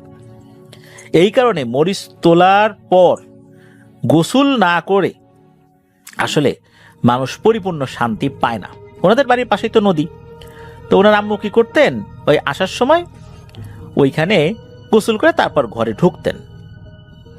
আর এই যে হাসান ভাই, ওনার তো ছোট ভাই ছিল খোরশেদ, আর যে মানিক মামা, ওনারা কি করতেন, দিনের বেলা গোসল করতেন না, ওই যে সন্ধ্যার সময় আবার কি ওই নদীতে একটু পানি বেশি আসতো নাকি, জোয়ার ভাটা হোক যে কারণেই হোক, তো ওই সময় গোসল করতে নাকি ভালো লাগতো। আর যেহেতু ওনার আম্মু সন্ধ্যার সময় ওই সময় গোসল করতেন, এই জন্য ওনারা ওই সময় আসতেন আর কি, সবার বয়স কম। এখন হয়েছে কি, ওই একদিন সন্ধ্যার দিকে ওনারা সবাই গোসল করতে নেমেছেন, তখন এই যে হাসান ভাই, তার ছোট ভাই খোরশেদ আর ওই যে মানিক মামা, তিনজনই সাঁতার কাটছেন। আর ওনার আম্মু সারাদিন কাজ করছে, তাই অল্প সময় গোসল করে দ্রুত বাসার দিকে চলে যান, কারণ আবার রান্না বাড়া করতে হবে। এদিকে ওনার মা যে চলে গেছেন, এটা কিন্তু এই হাসান ভাইয়ের ছোট ভাই খোরশেদ খেয়াল করে নাই। মানিক মামা অবশ্য খেয়াল করেছিল। তো ওনারা তো সাঁতার কাটতে কাটতে অন্ধকার হয়ে গেছে, চারদিকে বাড়ি যাওয়ার জন্য নদী থেকে উঠবেন, এমন সময় ওই যে বাঁশঝাড়ের কথা বললাম, যেটা ওনাদের পাশের বাড়ির বাঁশঝাড় আর কি, ওইখান থেকে দেখা যাচ্ছে একজন মহিলা, এটা এই হাসান ভাইয়ের আম্মু আর কি, ওরকমই দেখা যাচ্ছে। খোরশেদ যে তার নাম ধরে, এই খোরশেদ, এই খোরশেদ, তাড়াতাড়ি ওঠ, এদিকে আয়, এদিকে আয়। হঠাৎ করে মানিক মামা এই হাসান ভাই এবং খোরশেদ এই দুজন হাত চেপে ধরে, কারণ ওই সময়ে এই হাসান ভাই এবং খোরশেদ দুজনই কিন্তু উঠে ওই বাসার দিকে যাওয়া শুরু করেছে। আর মানিক মামা হাত চেপে ধরেছেন এই কারণে, উনি তো দেখেছেন যে ওনাদের মা, বিশেষ করে এই যে খোরশেদ এবং হাসান ভাইয়ের মা, উনি তো আরো আগে বাড়ি চলে গেছেন। আর এই বাসারটা পাশের বাড়ির, এই সময় তো ওনার এই বাসারের দিকে যাওয়ার কথা নাই সন্ধ্যার সময়, এই জন্য হাত চেপে ধরেছেন। আর ওই সময় আবার দূর থেকে এই হাসান ভাইয়ের আম্মু আবার চিৎকার করে বলছেন, এই কিরে, এতক্ষণ হয়ে গেল, সন্ধ্যা লেগে গেল, অন্ধকার হয়ে যাচ্ছে, এখনো তোর গোসল হয়নি, তাড়াতাড়ি বাড়িতে আয়। যখনই ওনার আম্মু বাড়ি থেকে কথা বলেছে, তখন তিনজনই মারাত্মক ভয় পায়। আর ওই যে বাসার ওইদিকে তো এই হাসান ভাইয়ের মায়ের মতো করে একজন দাঁড়িয়ে ছিল ওই রূপ ধরে। তখন নাকি ওই মহিলার দিকে যখনই ওনারা তাকিয়েছেন, যতটুকু আলো তখন ছিল, তখন দেখা গেল ওই মহিলাটা ভয়ঙ্কর ভাবে হাসছে, মুখটা মনে হচ্ছে হাসতে হাসতে অনেক বড় হয়ে গেছে, আর চেহারাটাও পরিবর্তন হয়ে গেছে। তখন এই মানিক মামা এই হাসান ভাই এবং খোরশেদ দুইজনকেই দ্রুত হাত ধরে চিৎকার দিতে দিতে বাড়ির দিকে দৌড় দিয়েছেন। বাড়িতে চলেও আসছেন, বাড়ি তো কাছেই ছিল, অল্প কিছু মুহূর্তের মধ্যে ওনার বাড়িতে চলে আসছেন। তো হাসান ভাইয়ের আম্মু দৌড়ে ঘর থেকে বেরিয়ে আসেন, কি হয়েছে কি হয়েছে? তখন মানিক মামা বলেন যে না কিছু না, কুকুর দেখে ভয় পাইছি। তো ওই সময় যদি এই বিষয়টা বলা হয়, তাহলে সন্ধ্যার দিকে বা পরন্ত বিকেলে আর ওনাদেরকে নদীতে গোসল করতে যেতে দেবে না, এই জন্য মানিক মামা ওই সময় কিছু বলে নাই। আর মানিক মামা বলে দেন, শোন, এখনই কিন্তু কিছু বলিস না, তাহলে কিন্তু আমরা আর এই সন্ধ্যার সময় গোসল করতে পারবো না। তো ওনারাও কিছু বলেন নাই ওই সময়ের মতো, তো খাবার দাবার খেয়ে ঘুমায় গেছেন। পরের দিন এই হাসান ভাই এবং খোরশেদ এই দুই ভাইয়ের শরীরে মারাত্মক জ্বর আসছে। তো ওনার মা মনে করেছেন কি সন্ধ্যার সময় গোসল করেছে, এই জন্য জ্বর আসছে, এই জন্য দুই ভাইকে ওষুধ খেতে দিয়েছেন, কিন্তু জ্বর কমছে না। মানিক মামা কিন্তু একদম সুস্থ ছিলেন, ওনার জ্বরটার কিছুই হয় নাই। এর পরের রাত্রে ঘটা আরেকটা ঘটনা, সেটি হলো এই যে মানিক মামার সাথে ঘটনাটি ঘটেছিল। মানিক মামার যিনি মা, অর্থাৎ হাসান ভাইয়ের নানি, এই হাসান ভাইয়ের নানি কি করেছে, উনি ডেকে তুলেছে। নানি ওয়াশরুমে যাবেন, এই জন্য মানিক মামাকে ডেকে তুলেছেন। তো ওয়াশরুমগুলো তো গ্রামে ঘরের বাইরে থাকে, আর রাতের বেলা যেতে হলে কাউকে ডেকে নিয়ে যায়, তো মানিক মামাকে ডেকেছেন। তো নানি উঠে ওয়াশরুমে গেছেন, মানিক মামা বাইরে দাঁড়িয়ে আছেন। তো নানি যখন ওয়াশরুমে গেছেন, তখন মানিক মামারও ওয়াশরুমে যাওয়ার একটা প্রয়োজনীয়তা দেখা দিয়েছে। তখন নানিকে বলছে, যাও মা, তুমি কখন বের হবা? তখন নানি বলছেন যে একটু পরে বের হবো, তুই এক কাজ কর, তুই পাশে কোথাও যা। তখন আবার এই মানিক মামা কি করছেন, উনি হাঁটতে হাঁটতে কি মনে করে বাড়ির পেছনের রোডের অন্য পাশে একটা বিল রয়েছে, ওই দিকে গেছেন। এত দূরে কিন্তু যাওয়ার কোনো প্রয়োজনীয়তা ছিল না, কিন্তু কেন জানি উনি ওই দিকে চলে গেছেন। উনি যখন ওইদিকে গেছেন, তখন হঠাৎ করে উনি দেখতে পেন দেখতে পান যে দূরে একটি ক্ষেতের পাশে হুবহু এই হাসান ভাইয়ের মতো একজন দাঁড়িয়ে আছে। তিনি ভালো করে তাকে দেখেন, আরে এটা তো হাসানই। আর ওই সময় নাকি এই হাসান ভাই মানিক মামাকে ডাকছেন, ও মানিক মামা, ও মানিক মামা, এদিকে আসো, এদিকে আসো, এইভাবে ডাকছে। এটা দেখা মাত্রই মানিক মামা ভয়ে চিৎকার দিয়ে বাড়ির দিকে দিয়েছেন এক দৌড়। এদিকে নানি ততক্ষণে ওয়াশরুম থেকে বেরিয়ে এসেছেন। মানিক মামার চিৎকার শুনে বলছে, এই কি হয়েছে রে তোর? তখন মানিক মামা বলছেন, আমি তো হাসানকে দেখছি বিলের মাঝে। তখন নানি বলে, আরে কি বলিস, ও ছোট মানুষ, এত রাত্রেবেলা এখানে কি করবে? তখন নানি মামাকে নিয়ে সরাসরি এই হাসান ভাইদের বাড়িতে আসছেন, এসে ডাকছেন। তো হাসান ভাইয়ের আম্মু দরজা খুলে দিয়েছেন। তখন নানি বলছেন যে, এই হাসান কোথায়, ডাকো তো। এই মানিক তো ভয় পাইছে, এখন হাসানকে না দেখালে ওর ভয় তো কাটবে না। তখন হাসান ভাইয়ের আম্মু বলছে, ও তো ঘুমাচ্ছে। তখন মানিক মামাকে ওই নানি বলতেছে, যে দেখ হাসান ঘুমাইতেছে, তুই ভুল দেখছিস। এটা শুনে কিছুতেই তো বিশ্বাস করে না মানিক মামা, বলে না আমি ঠিকই দেখছি। শেষ পর্যন্ত মানিক মামা নিজের চোখে দেখে আসছেন যে হাসান ভাই ঘুমাচ্ছে। তো দুইবার এরকম ঘটনা ঘটলো। এরপর যখন সবকিছু বলা হয় তখন ঝাড়ফুঁক করানো হয়। হাসান ভাইয়ের বাবা টুকটাক ঝাড়ফুঁক করতেন, যদিও বা ওনার বাবা এখন বেঁচে নেই। করোনাকালীন স্বাভাবিকভাবেই নাকি ওনার বাবা মারা গিয়েছে, ওনার বাবার জন্য দোয়া চেয়েছেন। তো ওনার বাবা 3 দিন ঝাড়ফুঁক করেছেন। এরপরে আল্লাহর রহমতে আর কোনো ধরনের কোনো সমস্যা ওনাদের সাথে হয়নি। এটি ছিল ঘটনা।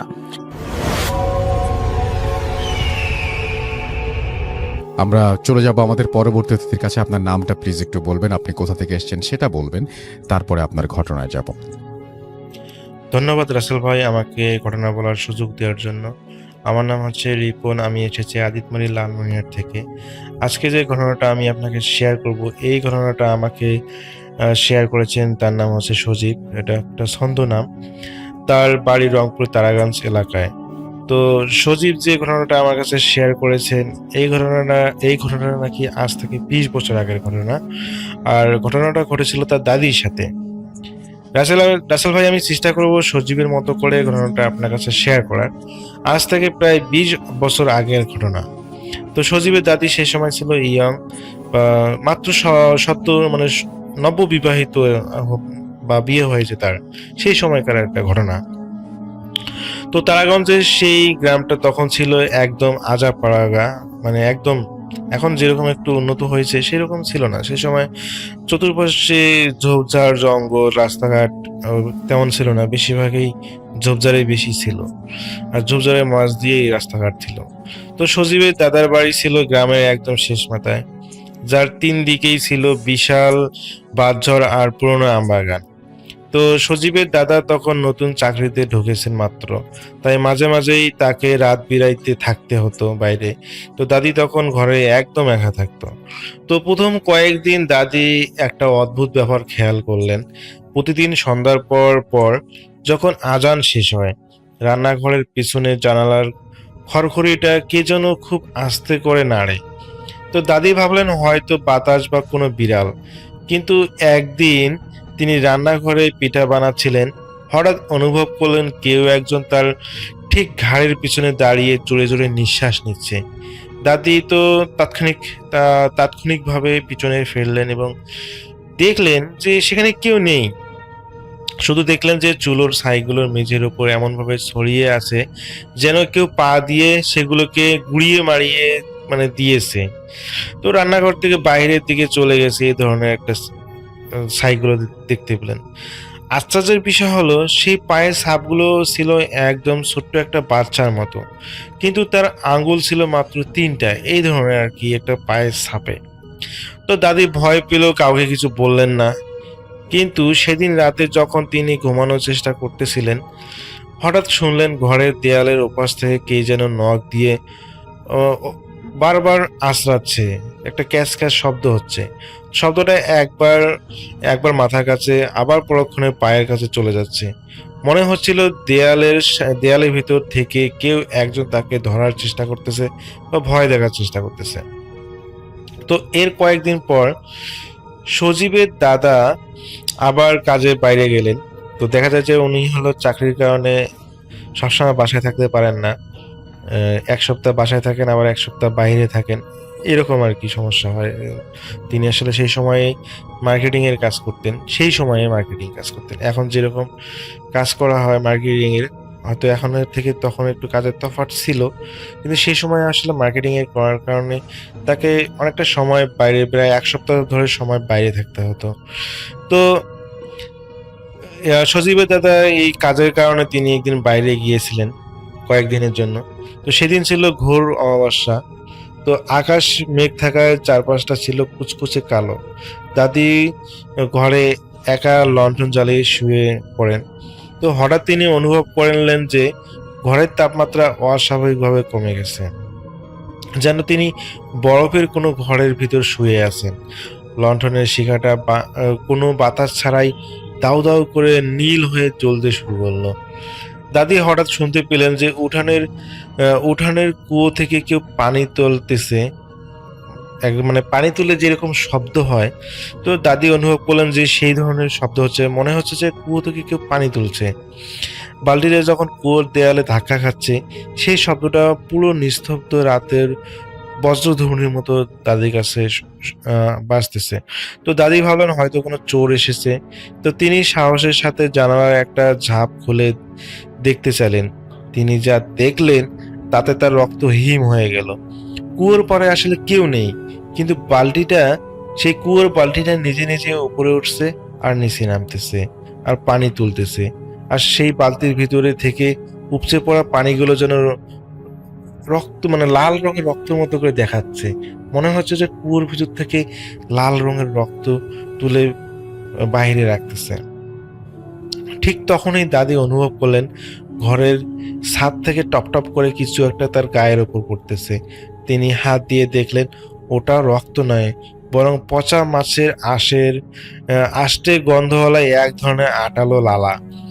তো তিনি উপরে তাকাতেই দিলেন একটা চিৎকার, কিন্তু চিৎকারটা তার কাছে মনে হলো যে আটকে গেল। ঘরের পরিকাঠে ঝুলে আসছে এক বীভৎস ছায়া।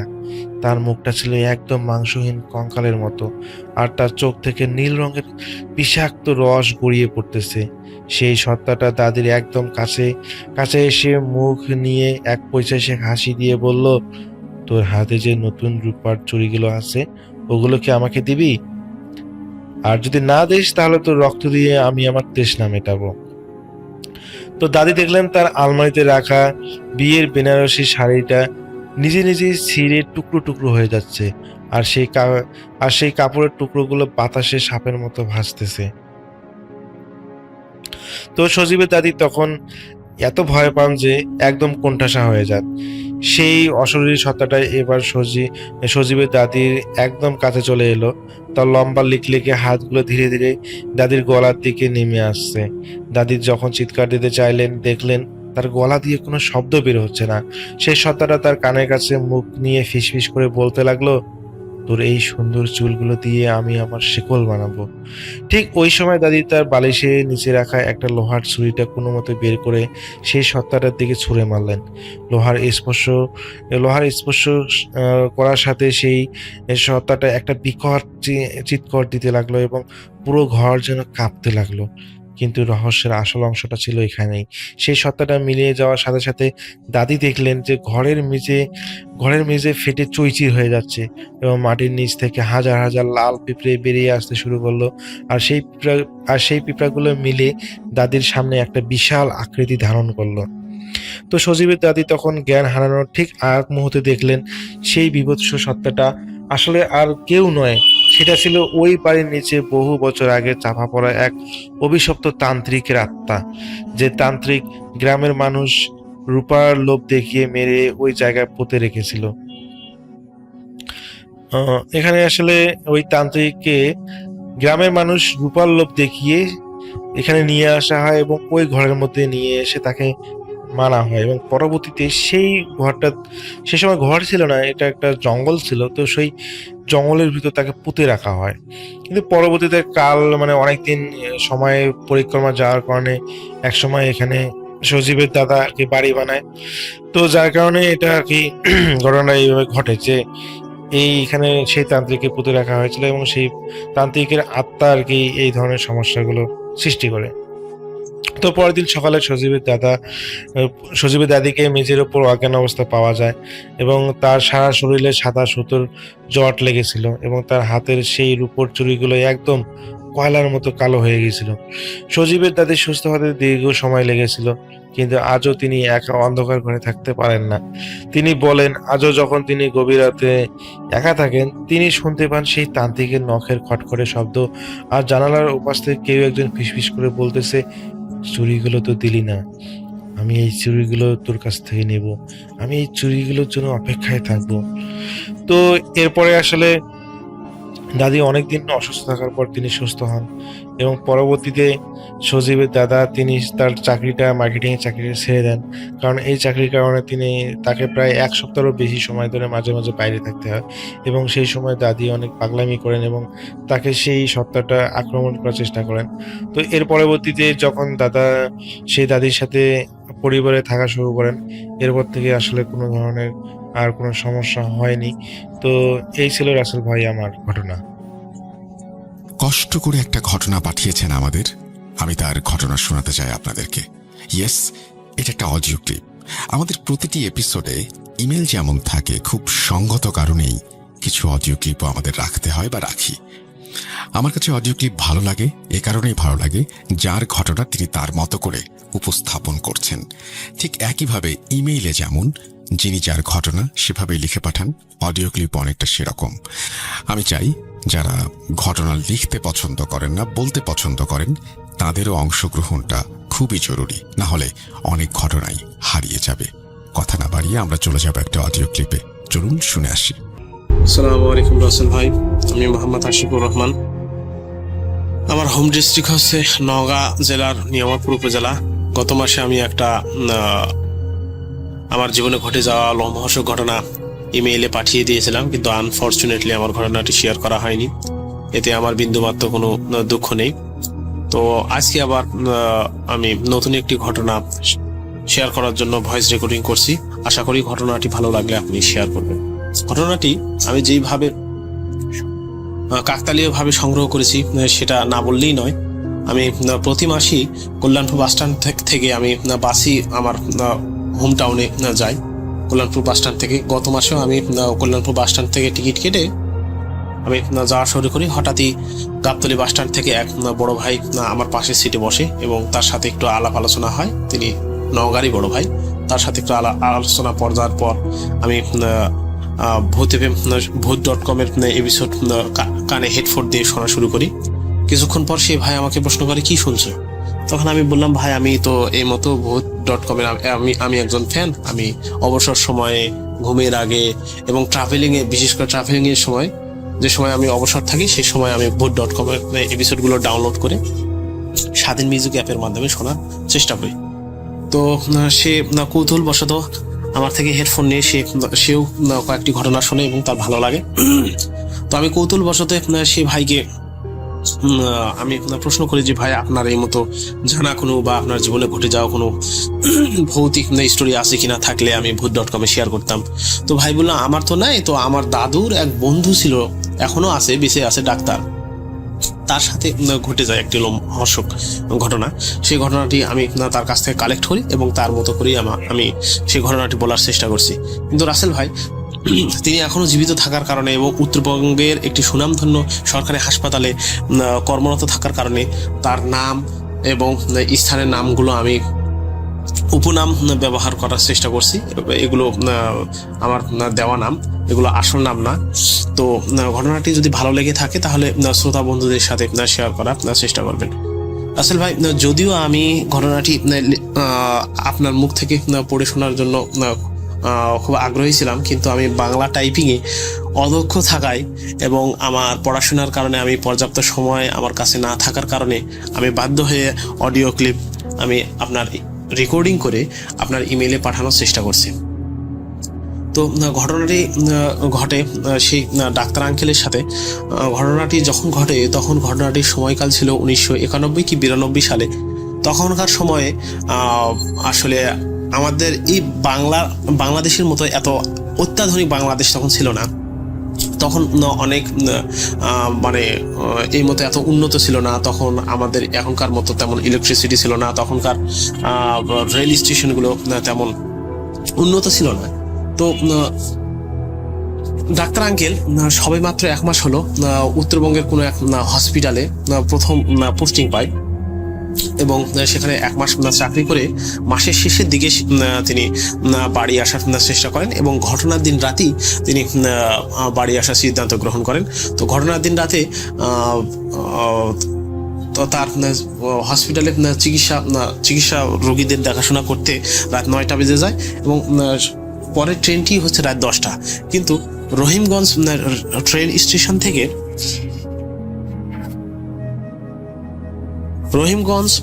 স্টেশন থেকে রাত 10টার পরে একমাত্র ভোর 4টা পর্যন্ত আর কোনো ট্রেন চলাচল করে না। তাই সে তাড়াতাড়ি একটি গাড়িতে চড়ে গরুর গাড়ির মাধ্যমে সে তাড়াতাড়ি রেল স্টেশনে 10টার আগে পৌঁছে যায়। তো আগে ঘটনাটির বর্ণনা দিই। যখন সে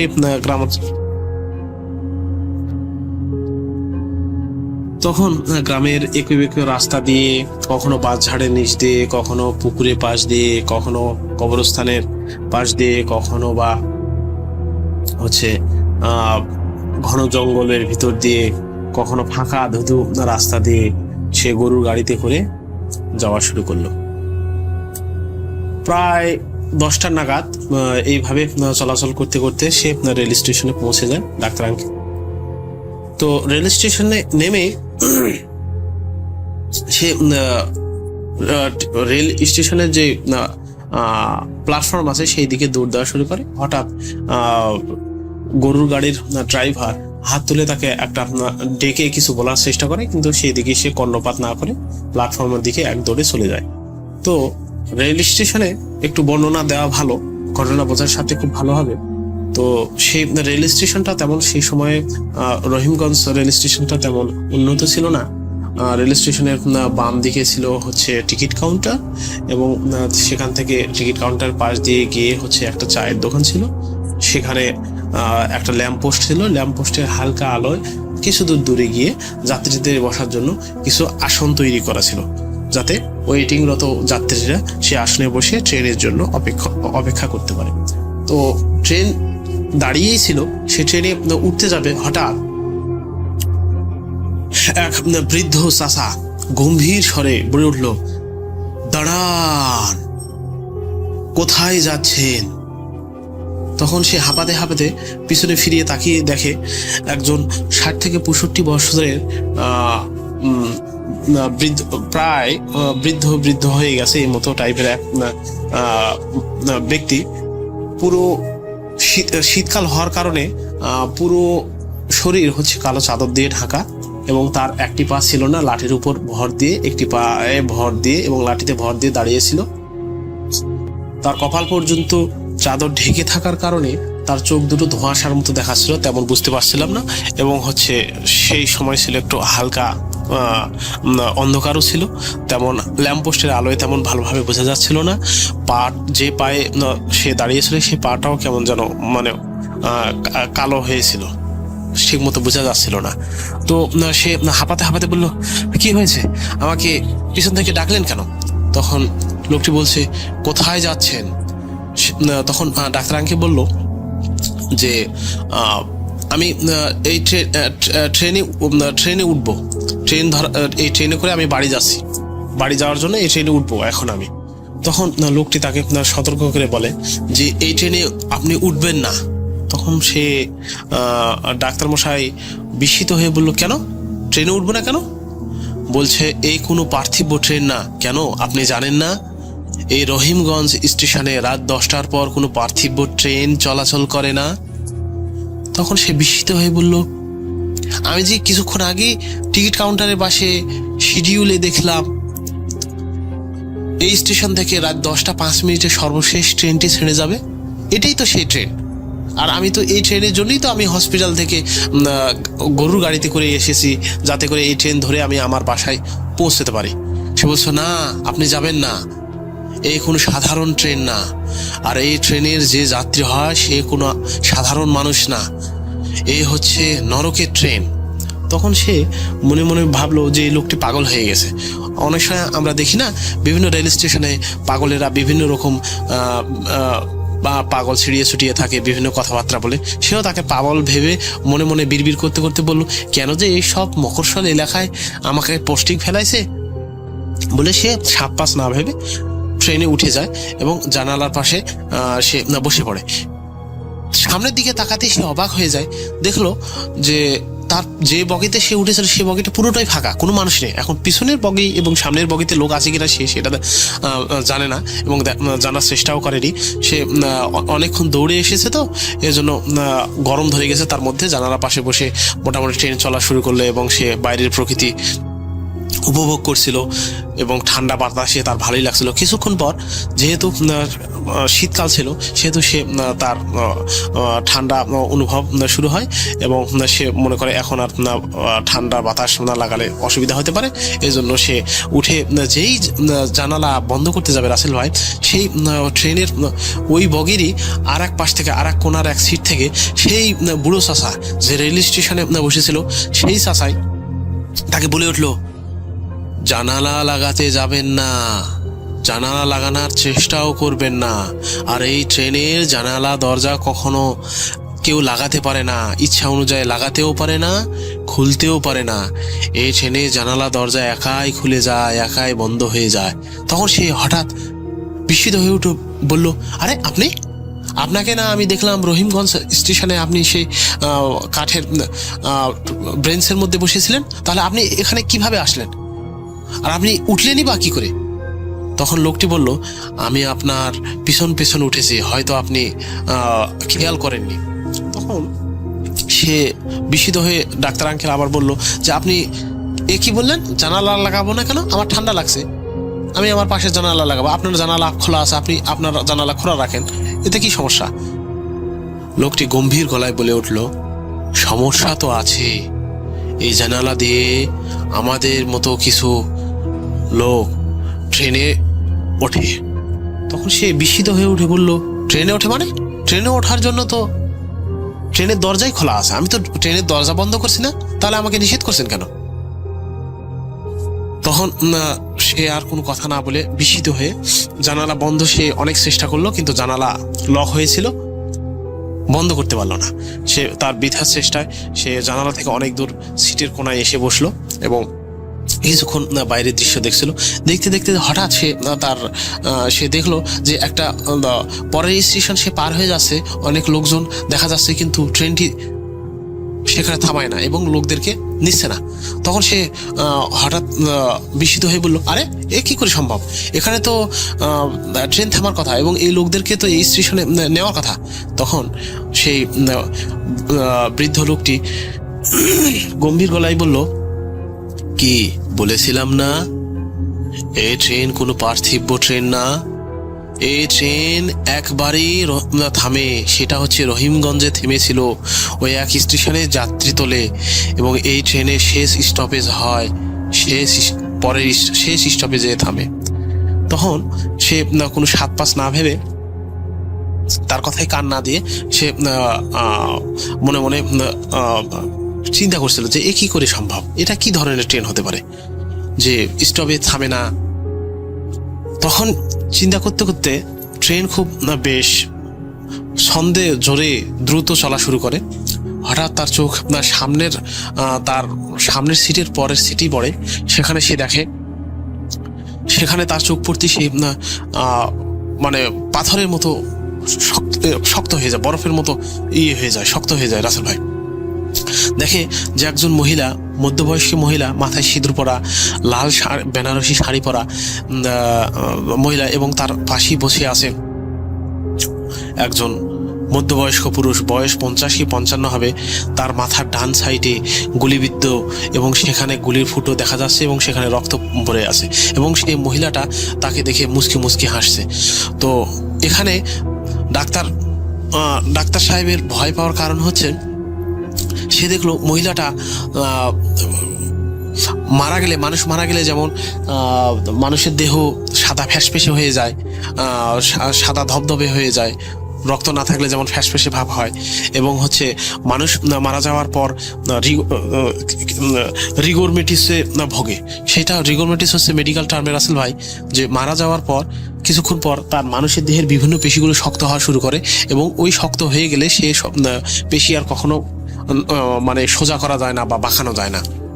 সেই মতো তার ঘাড় বাঁকা করে সে মহিলাটি মুসকি মুসকি হাসছে এবং তার পাশে বসা পুরুষটি কালো চাদর পরে ঢেকে আছে। সে দেখে খুব ভয় পেল এবং সে মাটির দিকে মাথা ও জানালা পাশে তার মুখ ঘুরালো। তো সে ভয়ে কাঁপছিল, সে কাঁপার সাউন্ডে তার পা ঝুঁকছিল এবং পায়ে কি যেন একটা পানি, পায়ের নিচে থাকলে পা কাঁপাকাঁপি করলে যেমন সপসপে একটা শব্দ হয়, সে মতো শব্দ তার কানের পৌঁছায়। সে নিচের দিকে তাকিয়ে দেখলো যে তার সিটের সামনের সিটের নিচ দিয়ে তার পা বেয়ে রক্ত পিছনের দিকে চলে যাচ্ছে। সে যখনই দেখার জন্য দাঁড়িয়ে গেল রাসেল ভাই, তখনই দেখলো আরো লোমহর্ষক ঘটনা। সে দেখলো এতক্ষণ যে দম্পতিকে সে দেখছিল, সে পুরুষের গায়ে চাদর জড়ানো, সে চাদরটি আর নেই।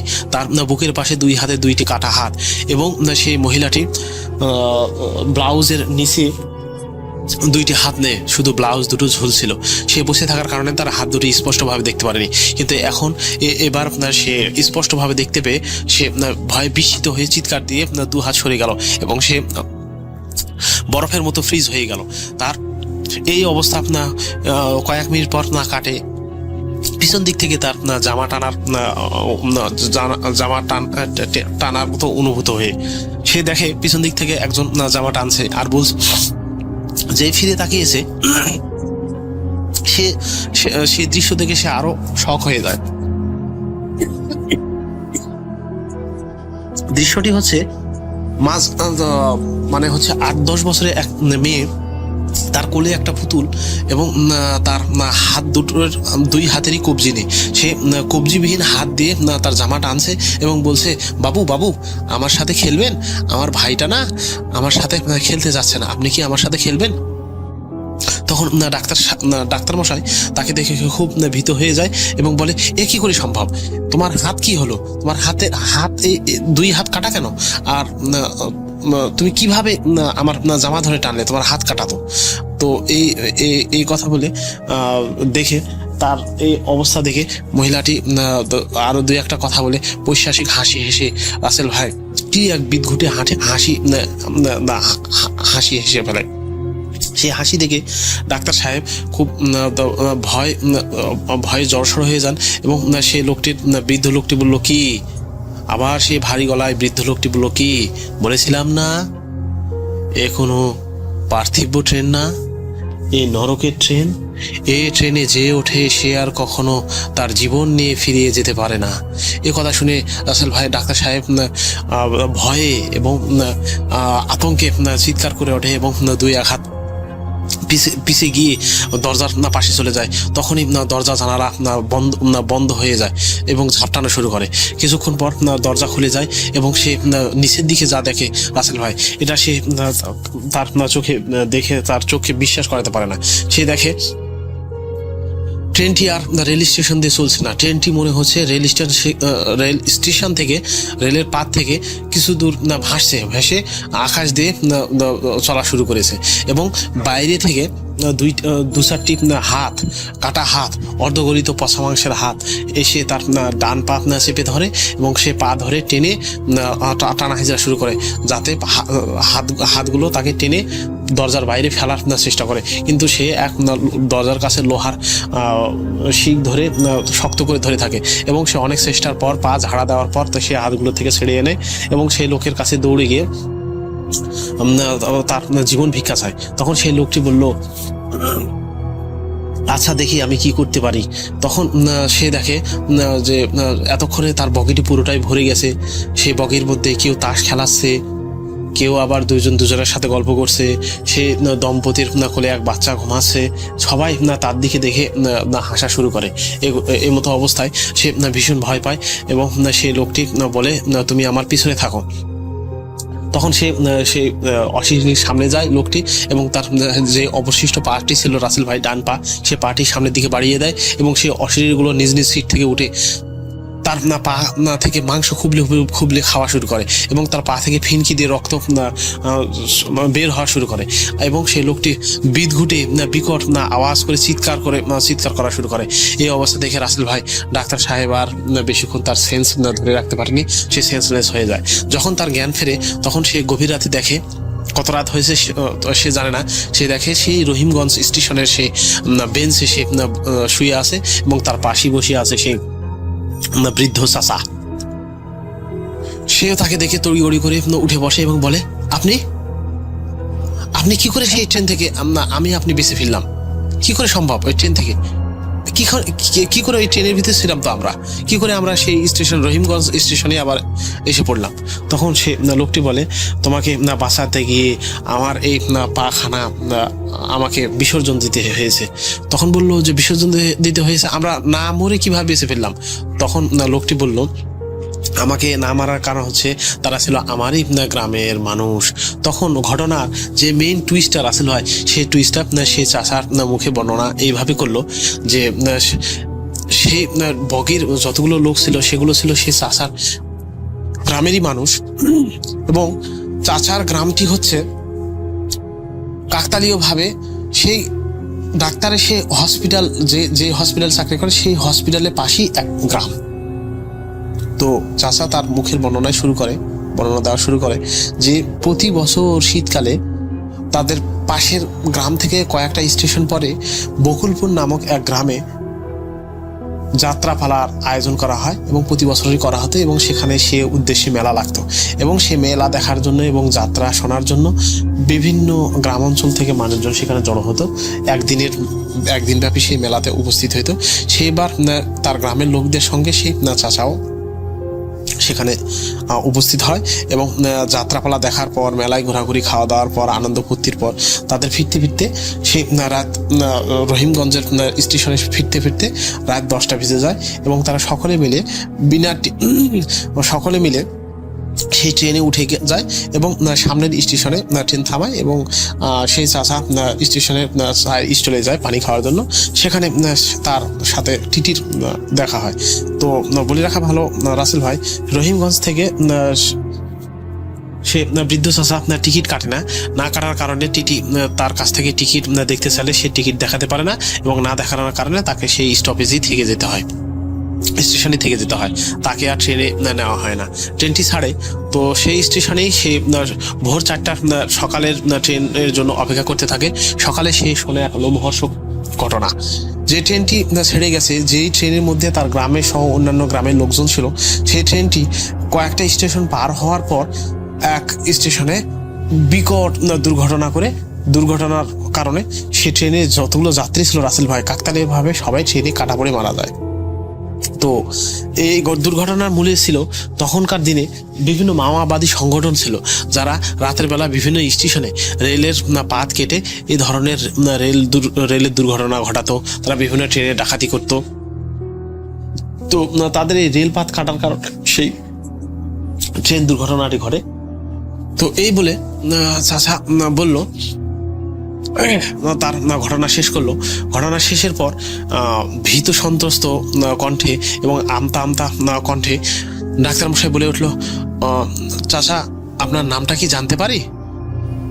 তখন সে চাচা বলল, আমার নাম মতি মিয়া। এই বলে কিছুক্ষণ পর তারা নিস্তব্ধ ভাবে বেঞ্চে বসেছিল, কেউ কারোর সাথে কথা বললো না আর।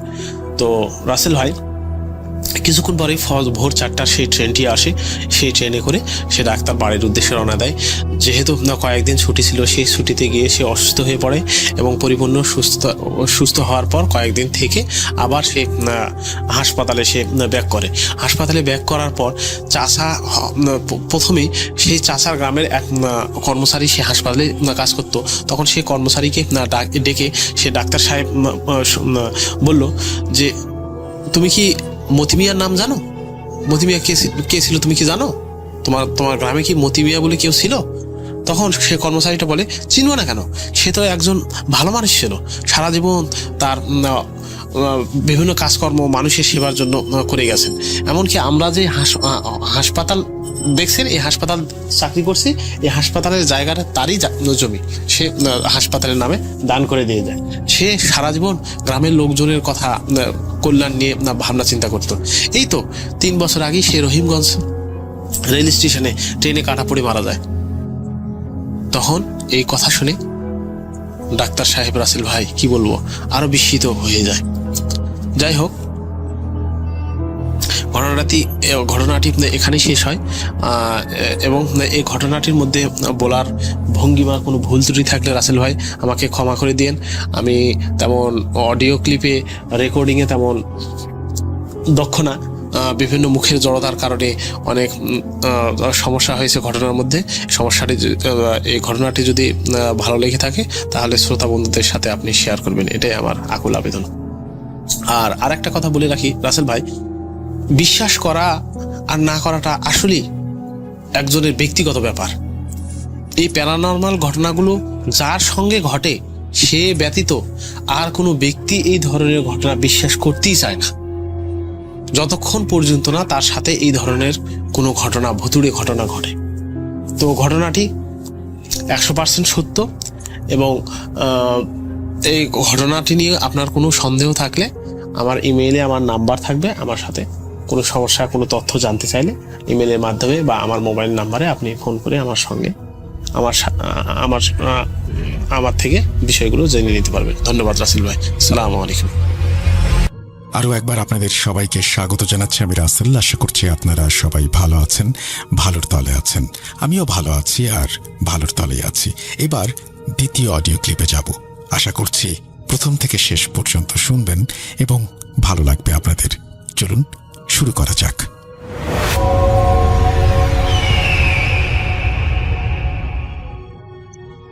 আসসালামু আলাইকুম রাসেল ভাই, আশা করি ভালো আছেন, কারণ আপনি সবসময় ভালোর দলে।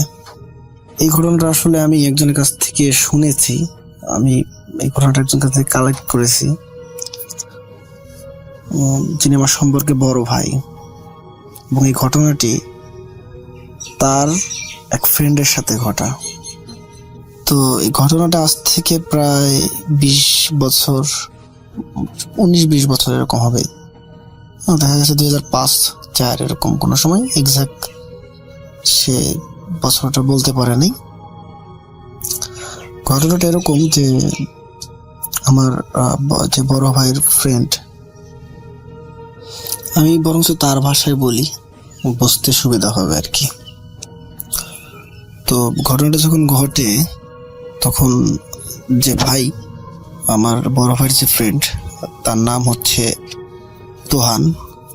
তো এই তোহান ভাইয়া হচ্ছে ঢাকা থেকে দেশের বাড়িতে যাবে। তার জন্ম মূলত দেশের বাড়িতেই, এবং খুব ছোটবেলায় সে ঢাকায় চলে আসে। তার কোনো একটা সমস্যার কারণে পুরো ফ্যামিলি নিয়ে ঢাকায় চলে আসে। তো এটা মূলত যখন যায় তখন তার বয়স হবে আনুমানিক 15-16 এরকম।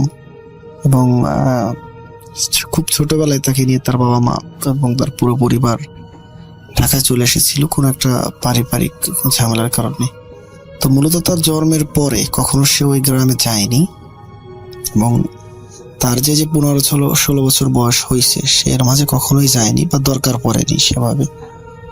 তো এর মাঝে তার বাবা একবার যায়, যে বাড়িঘর ঠিকঠাক করে আসে, সবকিছু গুছিয়ে আসে, এবং সিদ্ধান্ত হয় যে তারা একবারে গ্রামে চলে যাবে।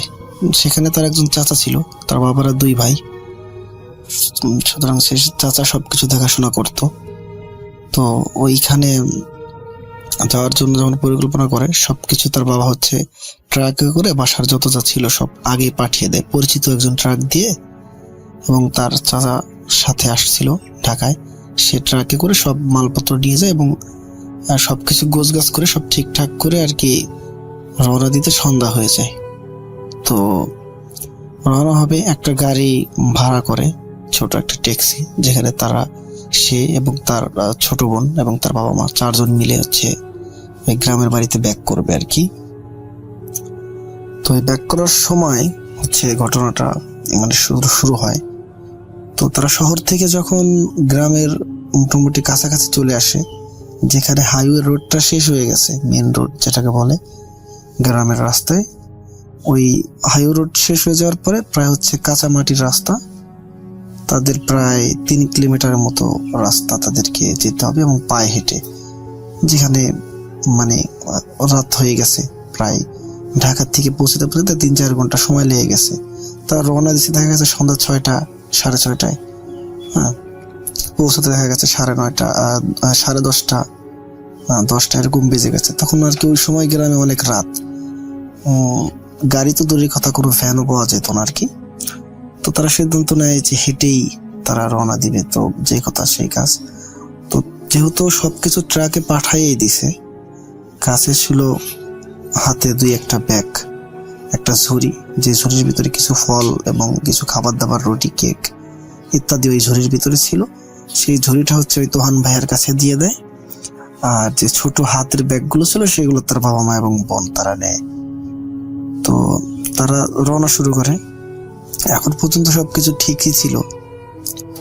তো তারা যখন রওনা শুরু করে ওই কাঁচা রাস্তা দিয়ে প্রায় 5-7 মিনিট হাঁটার মতো আসে, এবং আসার পরে দেখে যে তার একটা ভাই ওখানে মানে দাঁড়ায় আছে। জ্যোৎস্না রাত ছিল, হালকা রাস্তাঘাট পরিষ্কার ছিল, যেখানে তার একটা ভাই, যে হচ্ছে আপনার কি বলে এটাকে, আমি কি বলবো, মানে মানসিক ভারসাম্যহীন, কথা বলতে পারতো না, যেটা বোবা বলা হয় আর কি, গ্রামের ভাষায় মানুষজন বোবা বলে। তো সে কথা বলতে পারে না। তো শুনতে পারছে তার ভাই, চাচাতো ভাই, ওই যে তার চাচা শহরে তাদের আগায় নিয়ে আসার জন্য গেছিল, তার ছেলে আর কি, তো মানসিকভাবে ভারসাম্যহীন, কথা বলতে পারে না। তো মানে সে তাকে হয়তো বা পাঠাইছে, রাত বেশি হয়ে গেছে আগে আনার জন্য, আর গ্রাম অঞ্চলে চলে ফিরে অভ্যাস আছে।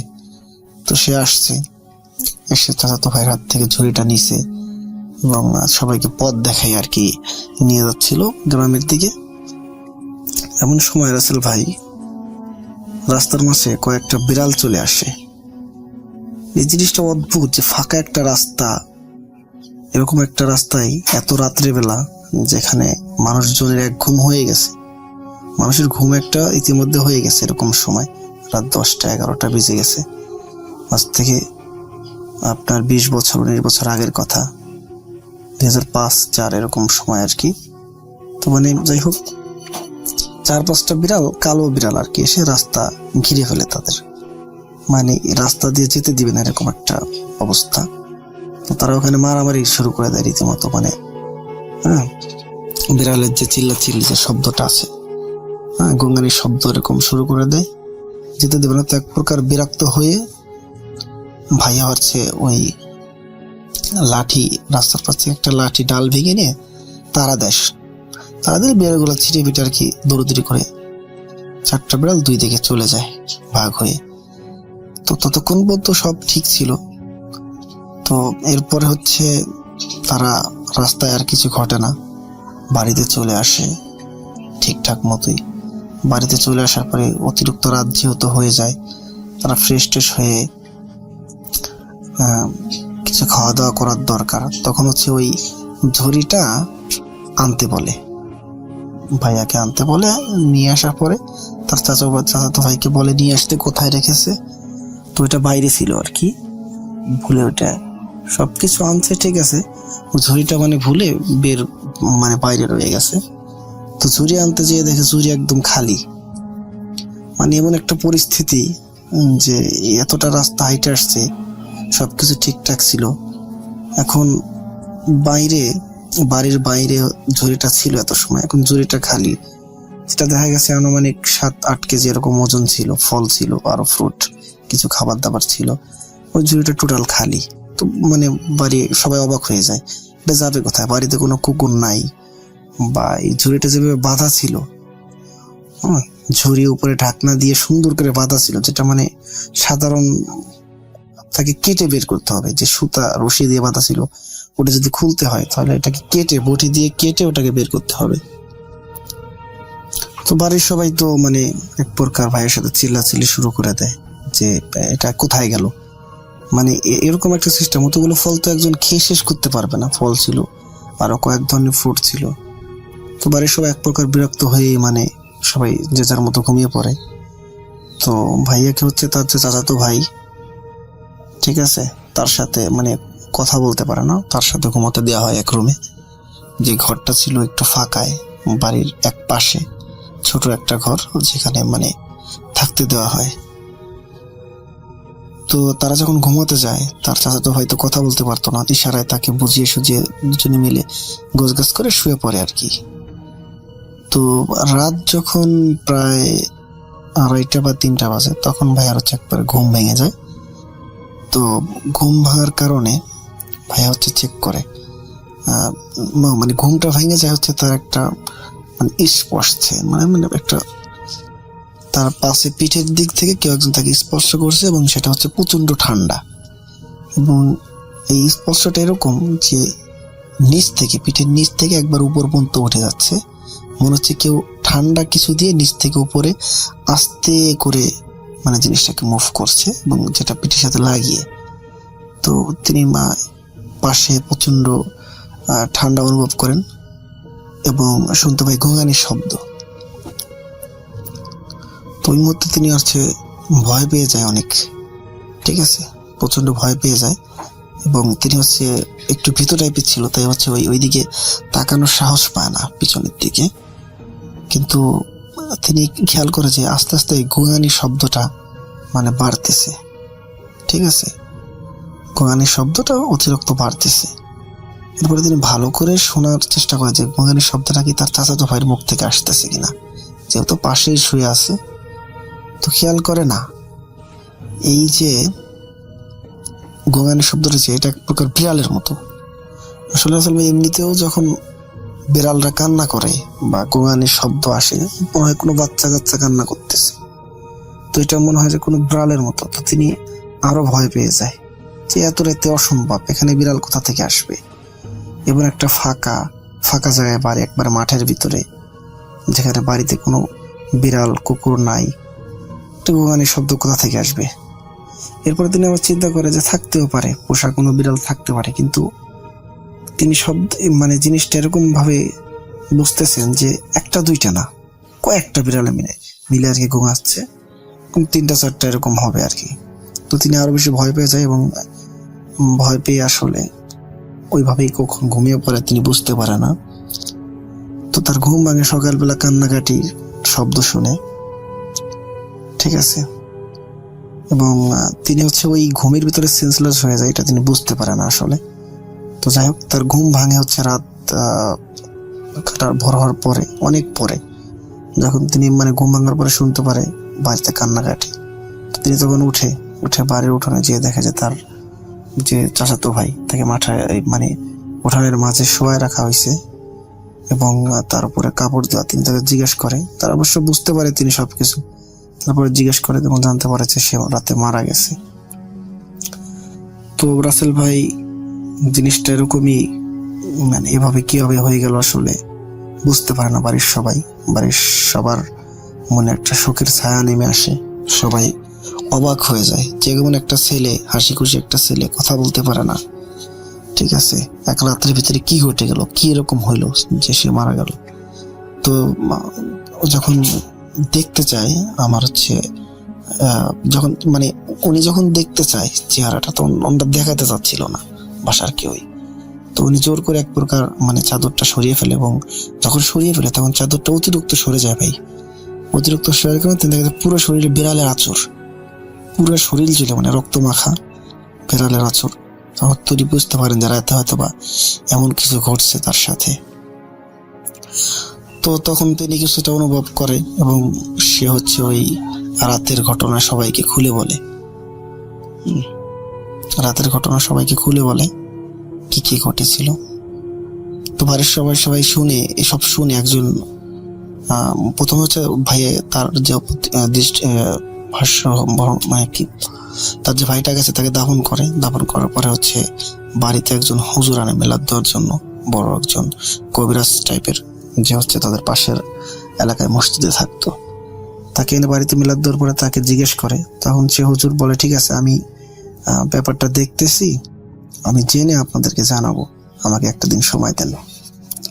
তো পরের দিন হুজুর আসে, এসে বলে যে আপনার ছেলে কিছু বদ জিনের পাল্লায় পড়েছিল, যেটা হচ্ছে সে যখন আপনার বাড়ি থেকে রওনা দিয়েছিল আপনার মেহমানদের আগাইতে, তখন সে হচ্ছে ওই রাস্তা দিয়ে যাচ্ছিল, তখন তার 3-4টা বিড়াল তার সামনে আসে এবং এসে তাকে বাধা দেওয়ার চেষ্টা করে ওইদিকে না যাওয়ার জন্য কোনো কারণে।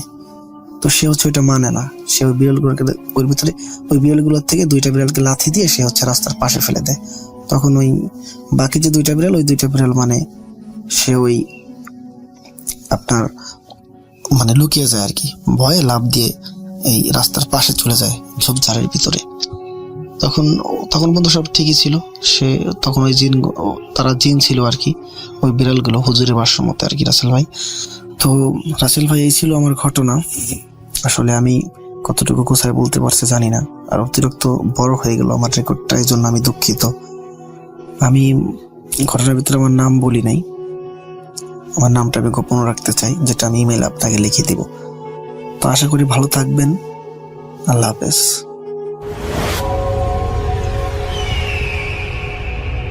ডিয়ার লিসেনার্স, আপনাদের যদি ভিডিওটি ভালো লেগে থাকে তাহলে অবশ্যই আমার চ্যানেলটিকে সাবস্ক্রাইব করে পাশেই থাকবেন।